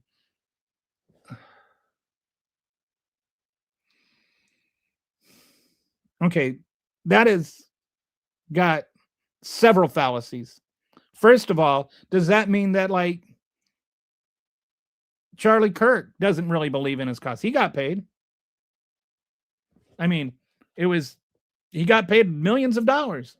I mean, it's not just protesting, but it's cause oriented. Like, he was going for a cause and he was making millions of dollars on it. Did he not really believe in that? Does none of the Republicans that get paid for organizing protests and organizing political rallies, do they not believe in it? Like, so first of all, your logic that if you're getting paid, it means you don't believe in it, that doesn't wash. Does that mean that podcasters that are getting paid, like Tim Pool or what's his name, Ben Shapiro, do they not believe what they're saying because they're getting paid? The other thing is, most of the protesters aren't getting paid. There's no evidence other than your statement that there's videos of people saying they were getting paid to protest. That's not proof of anything other than there might be videos of people saying they were getting paid to protest. They could be lying. They could be joking. And it doesn't say what percentage of them. If there's like 5 people out of 50 million. And also, I would love to get paid to protest. If you know how to get paid to protest, let me know, because I'm on that. I've been doing it for free this whole time. ICE agents have authority when they are being obstructed but they weren't being obstructed in their duties. We've been through this. again, I keep having to come back to this. But once again, the law says that the legal standard is that it has to be forcibly impeded. That means that there has to be an actual physical thing preventing them from being able to do their duties. And even if you want to say that she was blocking the one lane, the fact she waved them past and they drove past shows that she was not forcibly impeding them. So the statute that you would cite is not valid. They didn't have the authority. Some protesters, unfortunately, do get paid, but of course it's a generalization. I'm all for getting paid.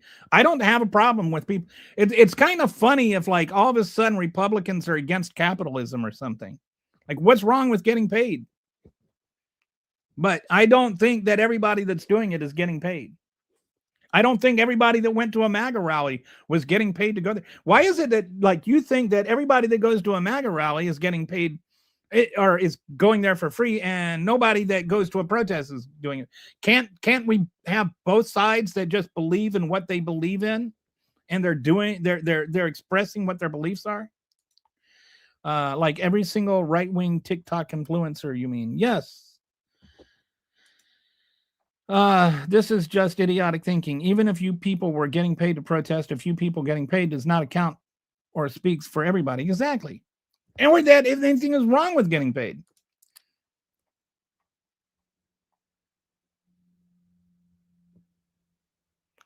And if he had been doing anything else, she would have been alive today. If he had just kept driving, you make it about her fault because she happened to be where she was when he decided that he was going to pull over and create a situation that he had no legal right to create and then empty his gun in her face. No, it's not about what she did. It is about what he did. It might be a hard concept for you to wrap your head around, but if he had just followed procedure and the law, she would still be alive today. It seems you're the person with the hard concept. By your definition, it is okay for police to even execute you if you're doing something that they consider is wrong. And what they do, by the way, also is irrelevant. Like, they don't have to follow the law. And so it's like I've said this over and over again on this show. If you have to break the law to enforce the law, there is no law. MAGA, go to protests and pose as the opposing party. There is even a term for it, false flag. I'm not misreading the law. And I pointed out, once again, if you want me to go back to it, I'll show you this again. 247 people arrested based on this law, and 2 end up being convicted. 2 convictions out of 247 arrests. So what are they doing? They're just arresting them under false pretext, not charging them. Only 8 have been charged, but they've been detained for an average of 8.5 hours. So no, I'm not misreading the law. You didn't even know what the law was. Now you're an expert on it.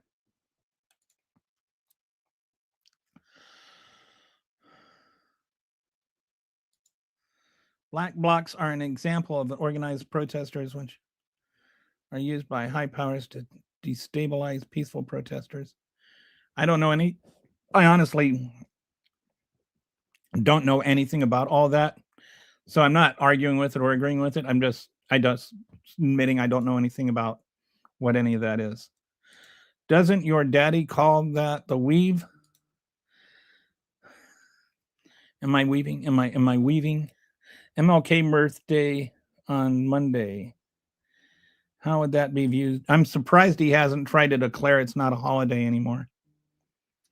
Actually, we have some kick-ass conversations with some. We've had good conversations. We have. Skippy, we've had some good conversations with. Skippy, yes. Skippy's not in here right now, but Skippy's good, dude. A lot of lawyers are saying different. A lot of lawyers. Well, that sounds like a really Good source right there. A lot of lawyers. Whether they disagree or not, the facts remain the same. The facts are that the the court, the Ninth Circuit, held in U.S. versus Lemonocus that forcibly modifies all subsequent verbs, meaning that the statute requires physical force or violent conduct. Recording from a distance, verbal protests, and peaceful protests do not meet this threshold. She was not preventing them from being able to do anything. She was not physically or violently preventing them from doing anything. Whether or not you have some lawyer on Fox that's spewed a bunch of nonsense is not relevant. What the actual appeals court has said about this actual statute being enforced this actual way, the fact that they've only gotten 2 convictions out of 247 arrests, that matters. I don't care what a lot of lawyers said. All right. See you, Brett. Thanks for hanging out, as always. Oh, I think of it differently. If you know someone is armed, why harass it? Okay, she wasn't harassing anybody. They harassed her. What part of that is you? She was there before them. When she was there, they were not present. You get that? Like, she was there, minding her own business. Then they came along. They drove past her. They parked their car. They got out of their car. They came over and they harassed her. Then they told her to leave. And then they told her to get out of the car while they were telling her to leave. And then they put bullets in her head. So I don't know where you get off thinking that she was harassing them. Only thing she said to them was, "I'm not mad at you, bro. You're just trying to do your job."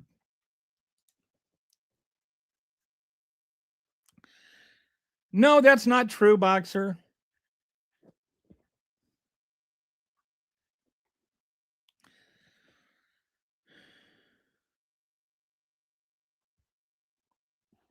I've already been through that too many times.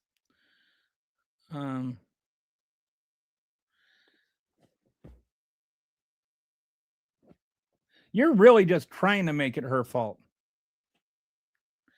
I am saying that she didn't know in the quarter of a second where she had backed up to avoid the guy that she was supposedly trying to hit, that he was going to be an idiot and walk in front of the car during that quarter of a second. She was going like a mile an hour. You guys make it sound like she was like jammed a pedal to the metal and was like trying to go as fast as she could. She was barely moving forward. He was grabbing for her gun. You can look at it and you can see while the taillights were on, you can see him reaching for his gun.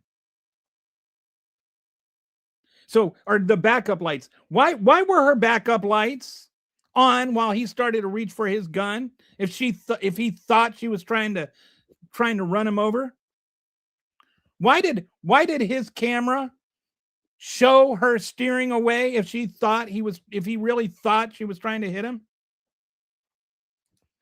They both literally said they were best friends. Oh, we're back on that. From his point of view, you can clearly see her hands turning the wheel. Yeah. And I mean, we know that for a fact that he could see that because he recorded what he saw.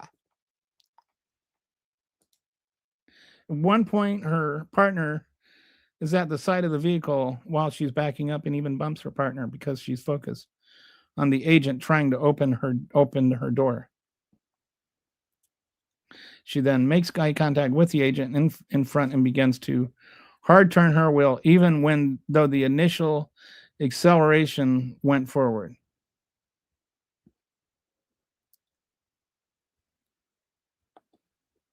I misstated. Agent had to reasonably believe he was in fear of serious bodily injury, not even fear of death. But he didn't really believe that. And that's not DHS policy. DHS policy, okay, just going to go through this again. First, there's something called the totality.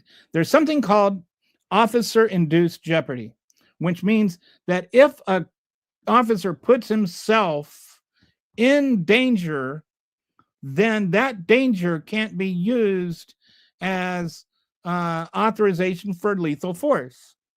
He put himself in front of the car.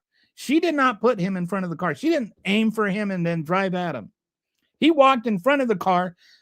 You don't walk in front of a moving car. Like, most people know that. That should not be something that you have to be taught. So there's also something called the totality of the circumstances, and not just in that instant.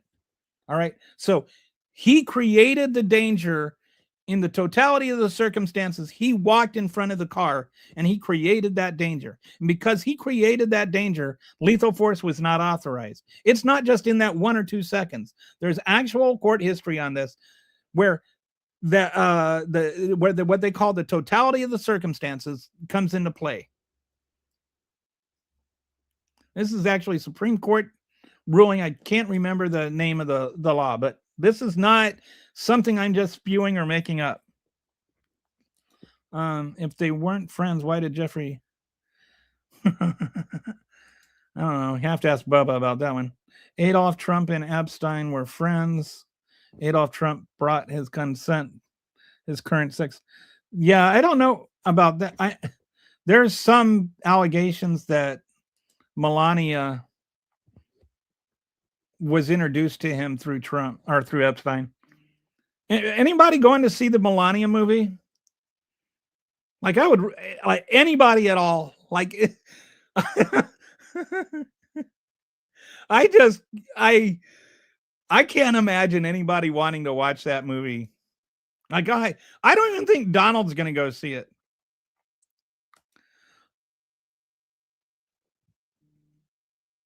Okay, I don't know what I'm like. You're just saying stuff, dude. Yeah, and you're calling truth. This is like you're calling reality gaslighting. I'm quoting laws to you, and you're just sitting there. Oh, you're gaslighting me. I'm not gaslighting you, dude. I'm wrong. I'm reading to you the actual law. That's exactly right. The problem with the substance discussion with the Trump supporter means that the truth will be denied. How can you have an argument that you already know will never be accepted? And that's why I said, like, from the beginning, I was just like, the only rule is you have to. It was Kitty was here. Then I said the very first thing was like, the only rules are you have to like, you have to like be factual. And right away, a MAGA got really upset. That's not a debate. Like if I have to use facts and what kind of debate is that? She disappeared again. Anyway, I think it's reasonable to believe he was in fear of serious bodily injury. The standard is lower. I don't think he wasn't. I don't think he was in reasonable fear of reasonable bodily injury. And I think that the whole thing about the totality of the circumstances, the fact he put himself in it, the fact that he was to the left of the vehicle when he fired all 3 shots, the fact that he pulled his gun while she was still going backwards.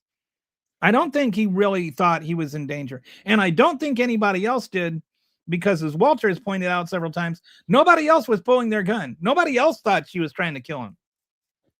And he wasn't in line with department policy. He wasn't involved with legal, with the law. Like, there's a guy in jail for doing exactly what he did. A cop in jail for 27 years for doing exactly what he did. I look forward to getting Trump's flight logs. It's the only kind of logs you'll ever want to see from Donald Trump. I had to say it. It's the pun show. Got to have the puns every now and then. She had her attention focused on the agent. Yeah, I mean, there was a lot going on. So maybe he was just an idiot for walking in front of the car. Or maybe that was on purpose. Maybe that was a feature, not a bug. People, enough with this whole file thing. There is no smoking gun. You've seen all there is to see. There's no. Well, only 1% of it has been released, and I mean, I question. At first I was thinking, well, maybe there's probably nothing there, but then it's about justice for the victims. And B, like only 1% has been released, and they keep finding new files, and I mean, and it's been now well over 2 months since the law was passed, and they're like a month past the deadline, and starting to sound like they're they might not want you to see something.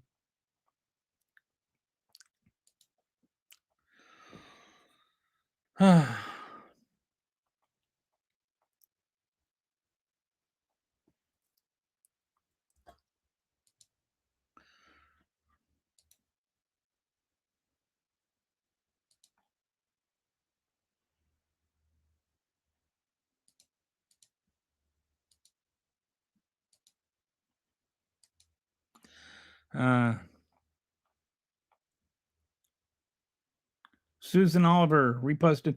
Thank you, Susan Oliver. Jolliver. Susan Jolliver.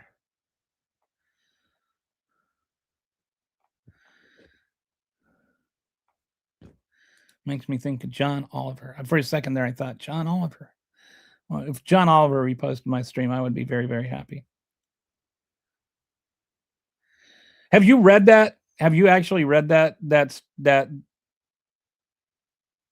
law? Because I have. Well,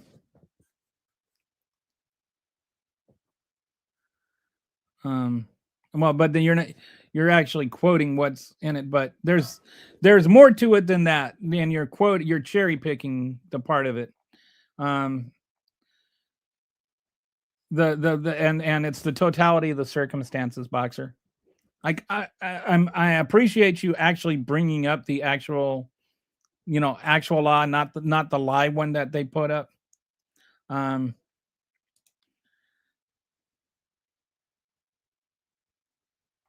Not true. Forcibly has been interpreted, but she wasn't doing anything with her vehicle forcibly. Like whatever was interpreted in those other situations, she was just standing there. She was just sitting there. We're talking here about the pretext upon which they were coming up to her. She was not doing anything when they approached her. She was just sitting in her car.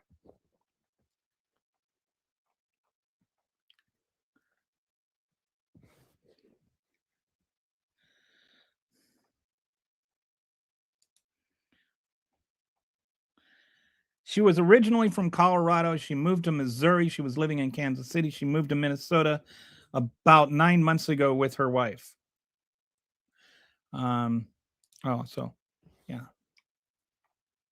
There's like, because she had Missouri plates, there was some confusion over, like she'd come from out of state, like she came from out of state with a glove compartment full of stuffies and a dog in the back seat, and just to go participate and chase around ICE agents. Like there's a lot of disinformation about her. She didn't abuse her children. There's nothing about that. She wasn't following around ICE all day. She had just dropped her kid off from school. She wasn't sitting there blaring her horn for half an hour.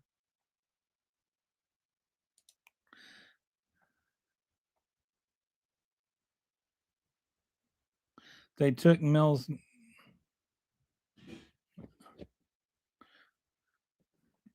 I don't know what that is. Milk's name. I don't know who's Milk. MAGA are terrorists. ICE feels like they're more terrorists than anybody they're arresting for terrorism. I don't think that she could have done, like, I really don't think she has any blame, honestly, Christopher. I really don't. I think she was just sitting there minding her own business. She had all these ICE agents surrounding her. She's got everybody yelling at her. I really don't think she was trying to kill anybody. I think she was just trying to leave the scene. And not leave the scene, just leave it. I think she was just trying to drive away. I think if he had driven past her and the other cars had followed her, she would have just driven past them. She was just letting them by. She was in the middle of a 3-point turn, and all of this happened.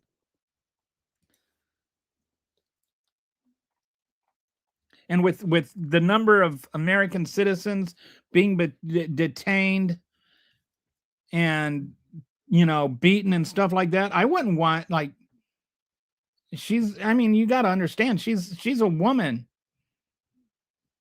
And you've got 4 guys sitting there hovering around her. No, you can. Because they had no legal right. And it wasn't okay. I'm going to say this again, Boxer. I want you to really focus. Listen to me. She did not disobey a lawful order. It's not determined by a judge later. It's obeyed.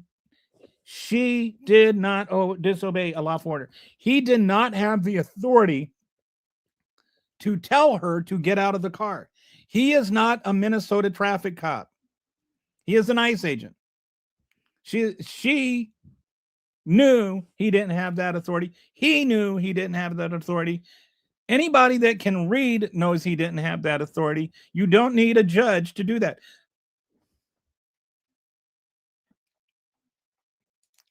The issue with saying a lot of lawyers is that there is so many subjects of the law. Nearly every lawyer is best. Yeah, and it's like just a lot of lawyers. It's so vague. I like when somebody says a lot of lawyers say this. You might as well say no lawyers say this.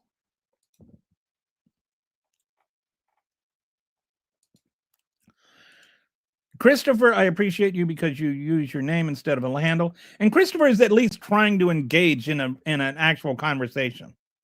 Like, I'll give credit. Christopher seems like an honest dude. Like, he honestly disagrees, and he disagrees honestly. But the fact is that this ICE officer should know, because he's been there for like 10 years. He knows what his authority is and where it ends.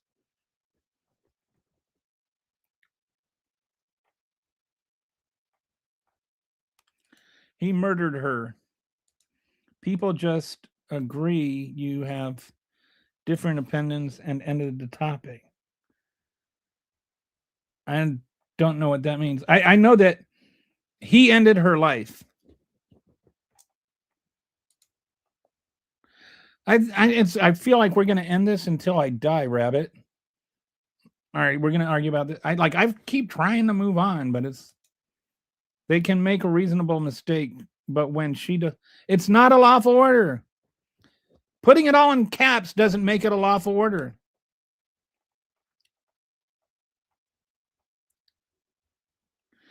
Show me where it says. So you know, you showed me. You tried to, like you brought up another law, right? The USC 8. Show me what law allows ICE agent to enforce local traffic laws. Show me where that is. Prove to me that it was a lawful order.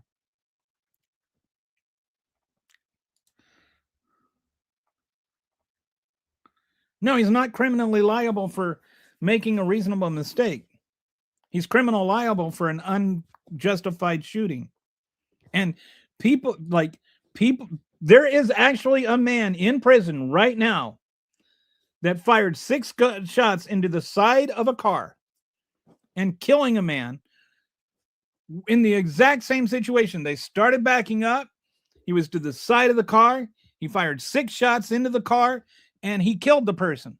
And it was he tried the same thing. He thought they were going to try to hit him and all of that. And no, you're on the side of the car. You can't reasonably believe that. That guy is in jail doing 27 years right now. So yes, you can be held legally accountable for murder or manslaughter or whatever you want to call it. But lethal force has to be justified, and that is not considered justified. That's not a reasonable mistake. That's murder. If you say something, I'm going to comment on it. If you get mad over me commenting something based on what you said, this is your problem. I don't know what that means. I haven't gotten mad at anybody for commenting anything. I've gotten frustrated with the fact that people keep commenting the same thing over and over again after I already address it, without even acknowledging that I've addressed it. I literally don't care if someone comes from me. I'll give them all of this info they need. If a car comes towards you, you are in. No, you're not. And the car wasn't coming toward him.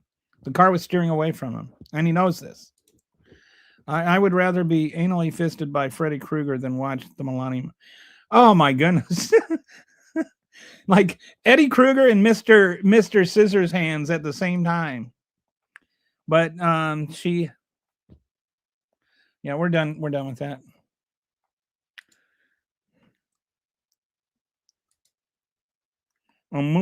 Yes, so I'm not alone here. A movie about, like, I do not know if anybody is going to go see that. I personally, I think this was like not something any whatever production company. I wonder who's producing. Let me see this. Who produced the Melania movie? I'm wondering if this is like Paramount or something.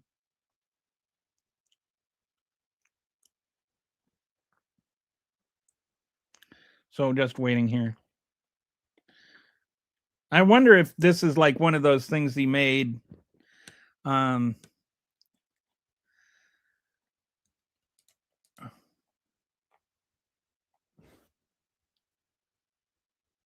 Amazon MGM Studios reportedly paid $40 million to license the film and produce a follow-up.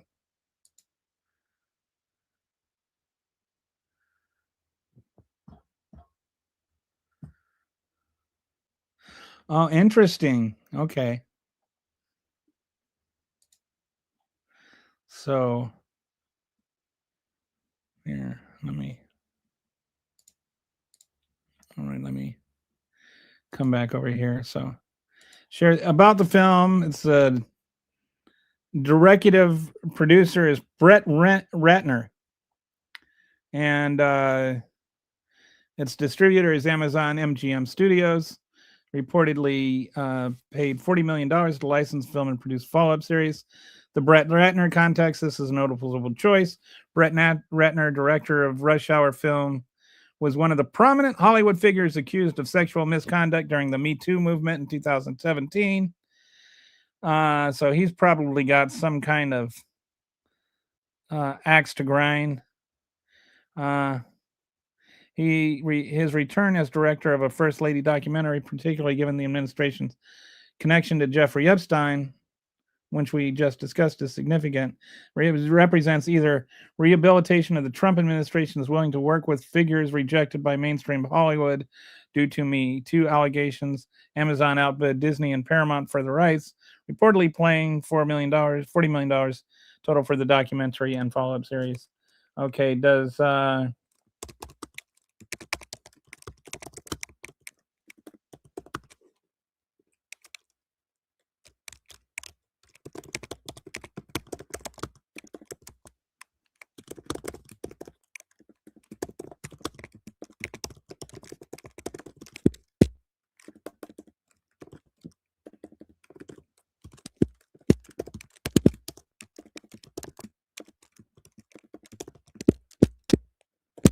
wondering if Amazon or MGM has any ties to the Trump administration. I just cannot. I can't imagine why there was like a bidding war on this. But Paramount, they've got the whole merger thing happening, and then you had what was the other one? Like the other two all had like some sort of yes. Amazon has massive financial ties to the Trump administration relationship resembles. So current financial exposure, government contracts, Amazon Web Services, Blue Origin, regulatory exposure, FTC antitrust lawsuit currently pending against Amazon could be dropped or settled favorably under the Trump administration. So yeah, that's what I figured. The whole thing is just another, like, I can't see, like, anybody would really go and actually want to do this. No, this is another thing Trump is trying to push. Why is there a movie for anything? Well, for most movies, it's because people actually have an interest in seeing it, like, and paying to see it. Do you know anybody that's running out and, like just looking forward to the Amazon movie coming out? You've seen the trailers? Like, I mean, like, people make a movie because people want to see it, but nobody wants to see the Melania movie. No, my actual argument is not based on hindsight, Boxer, and neither is my interpretation of the law. It's based on what happened to the totality of the circumstances. I don't hate America. It sounds like something you could, like. It sounds like it wouldn't even do well on the Lifetime channel. Like, because Lifetime channel is, like, I always just think of a bunch of liberal women that watch that. But I don't, maybe like, on, where, like my,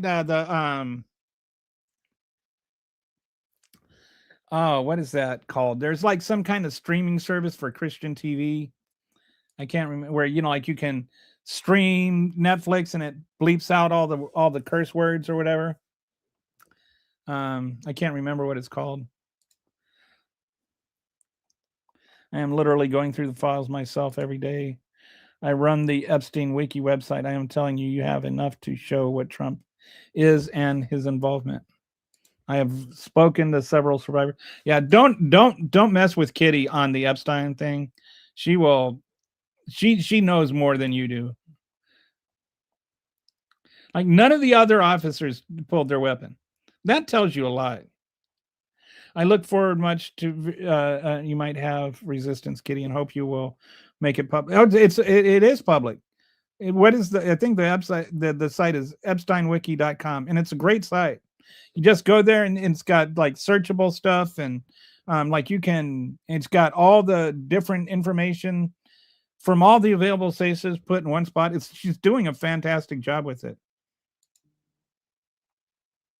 My AUDHD brain can't look through files anymore.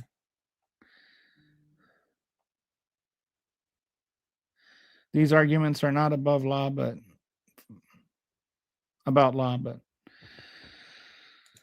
I am also an AUHD person. I don't know. I probably have my very own space on the spectrum. They're going to call it Kelly's disease some point in time.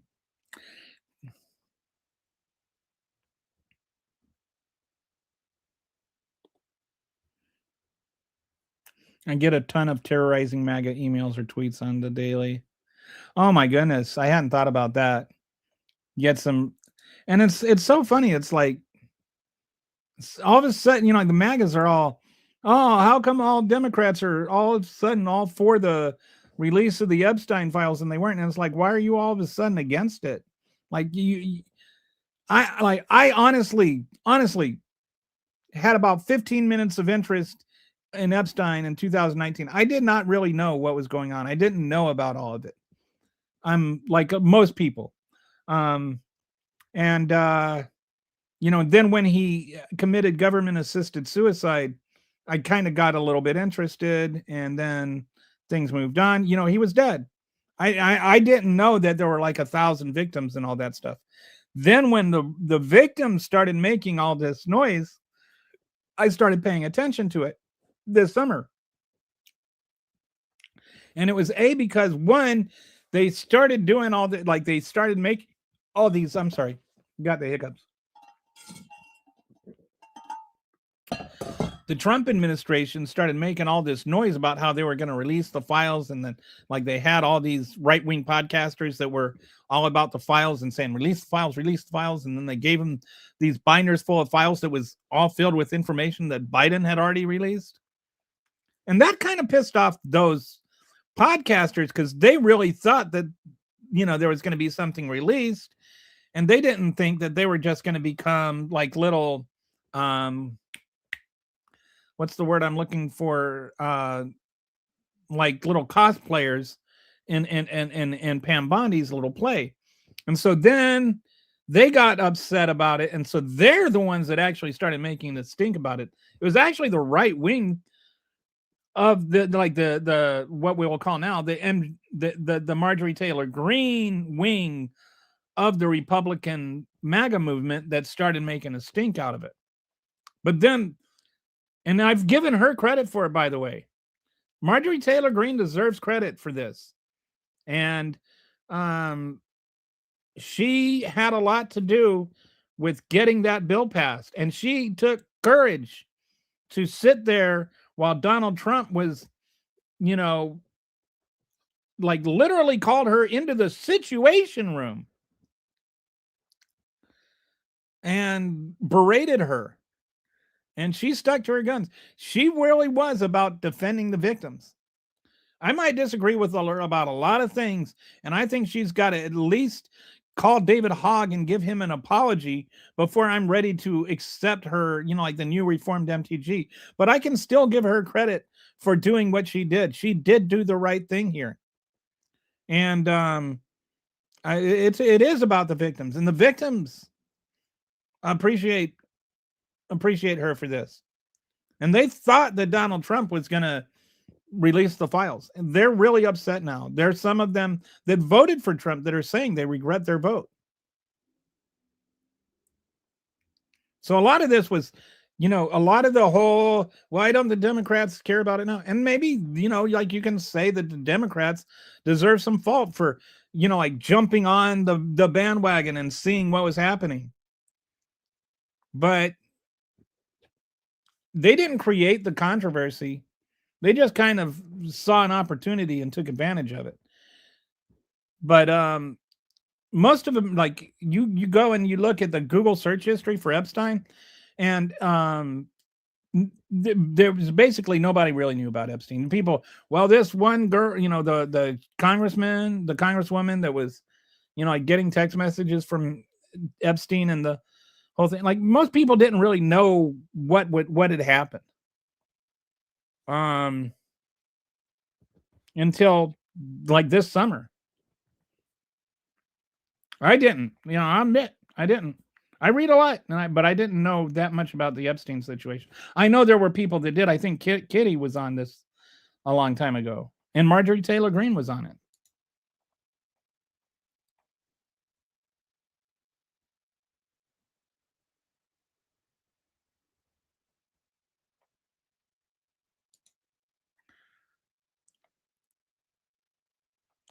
Okay. Oops does not keep you out of prison. Both sides absolutely made bad decisions. However, I would say that the person in authority with the weapons, had the slightly greater responsibility. Had the significantly greater.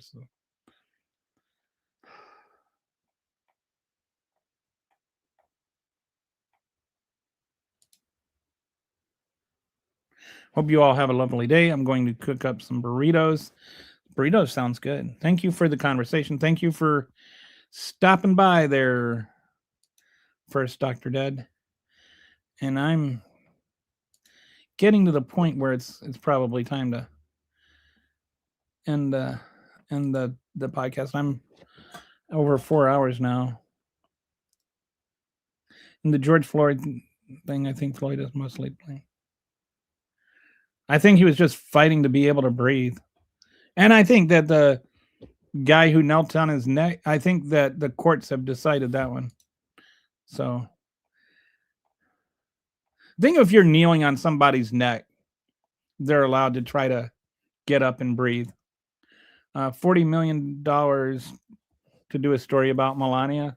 She's not exactly Eleanor Roosevelt or Jackie. I mean, like they didn't. I'm probably going to make some MAGAs mad about this. Michelle Obama is a lot more popular than Melania Trump. And there's no movie about Michelle. I'd go see a movie about Michelle.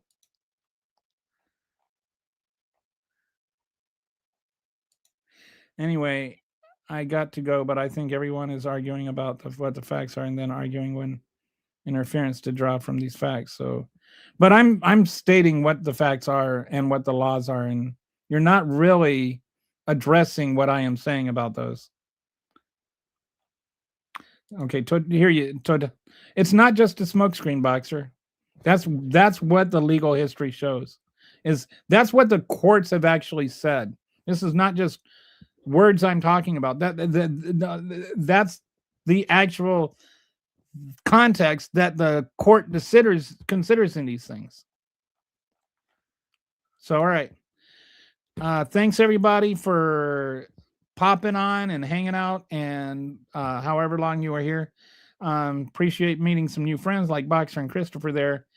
And I'll talk to you tomorrow, starting at 2. If you haven't already done so, don't forget to click subscribe. I'll see you tomorrow. Bye.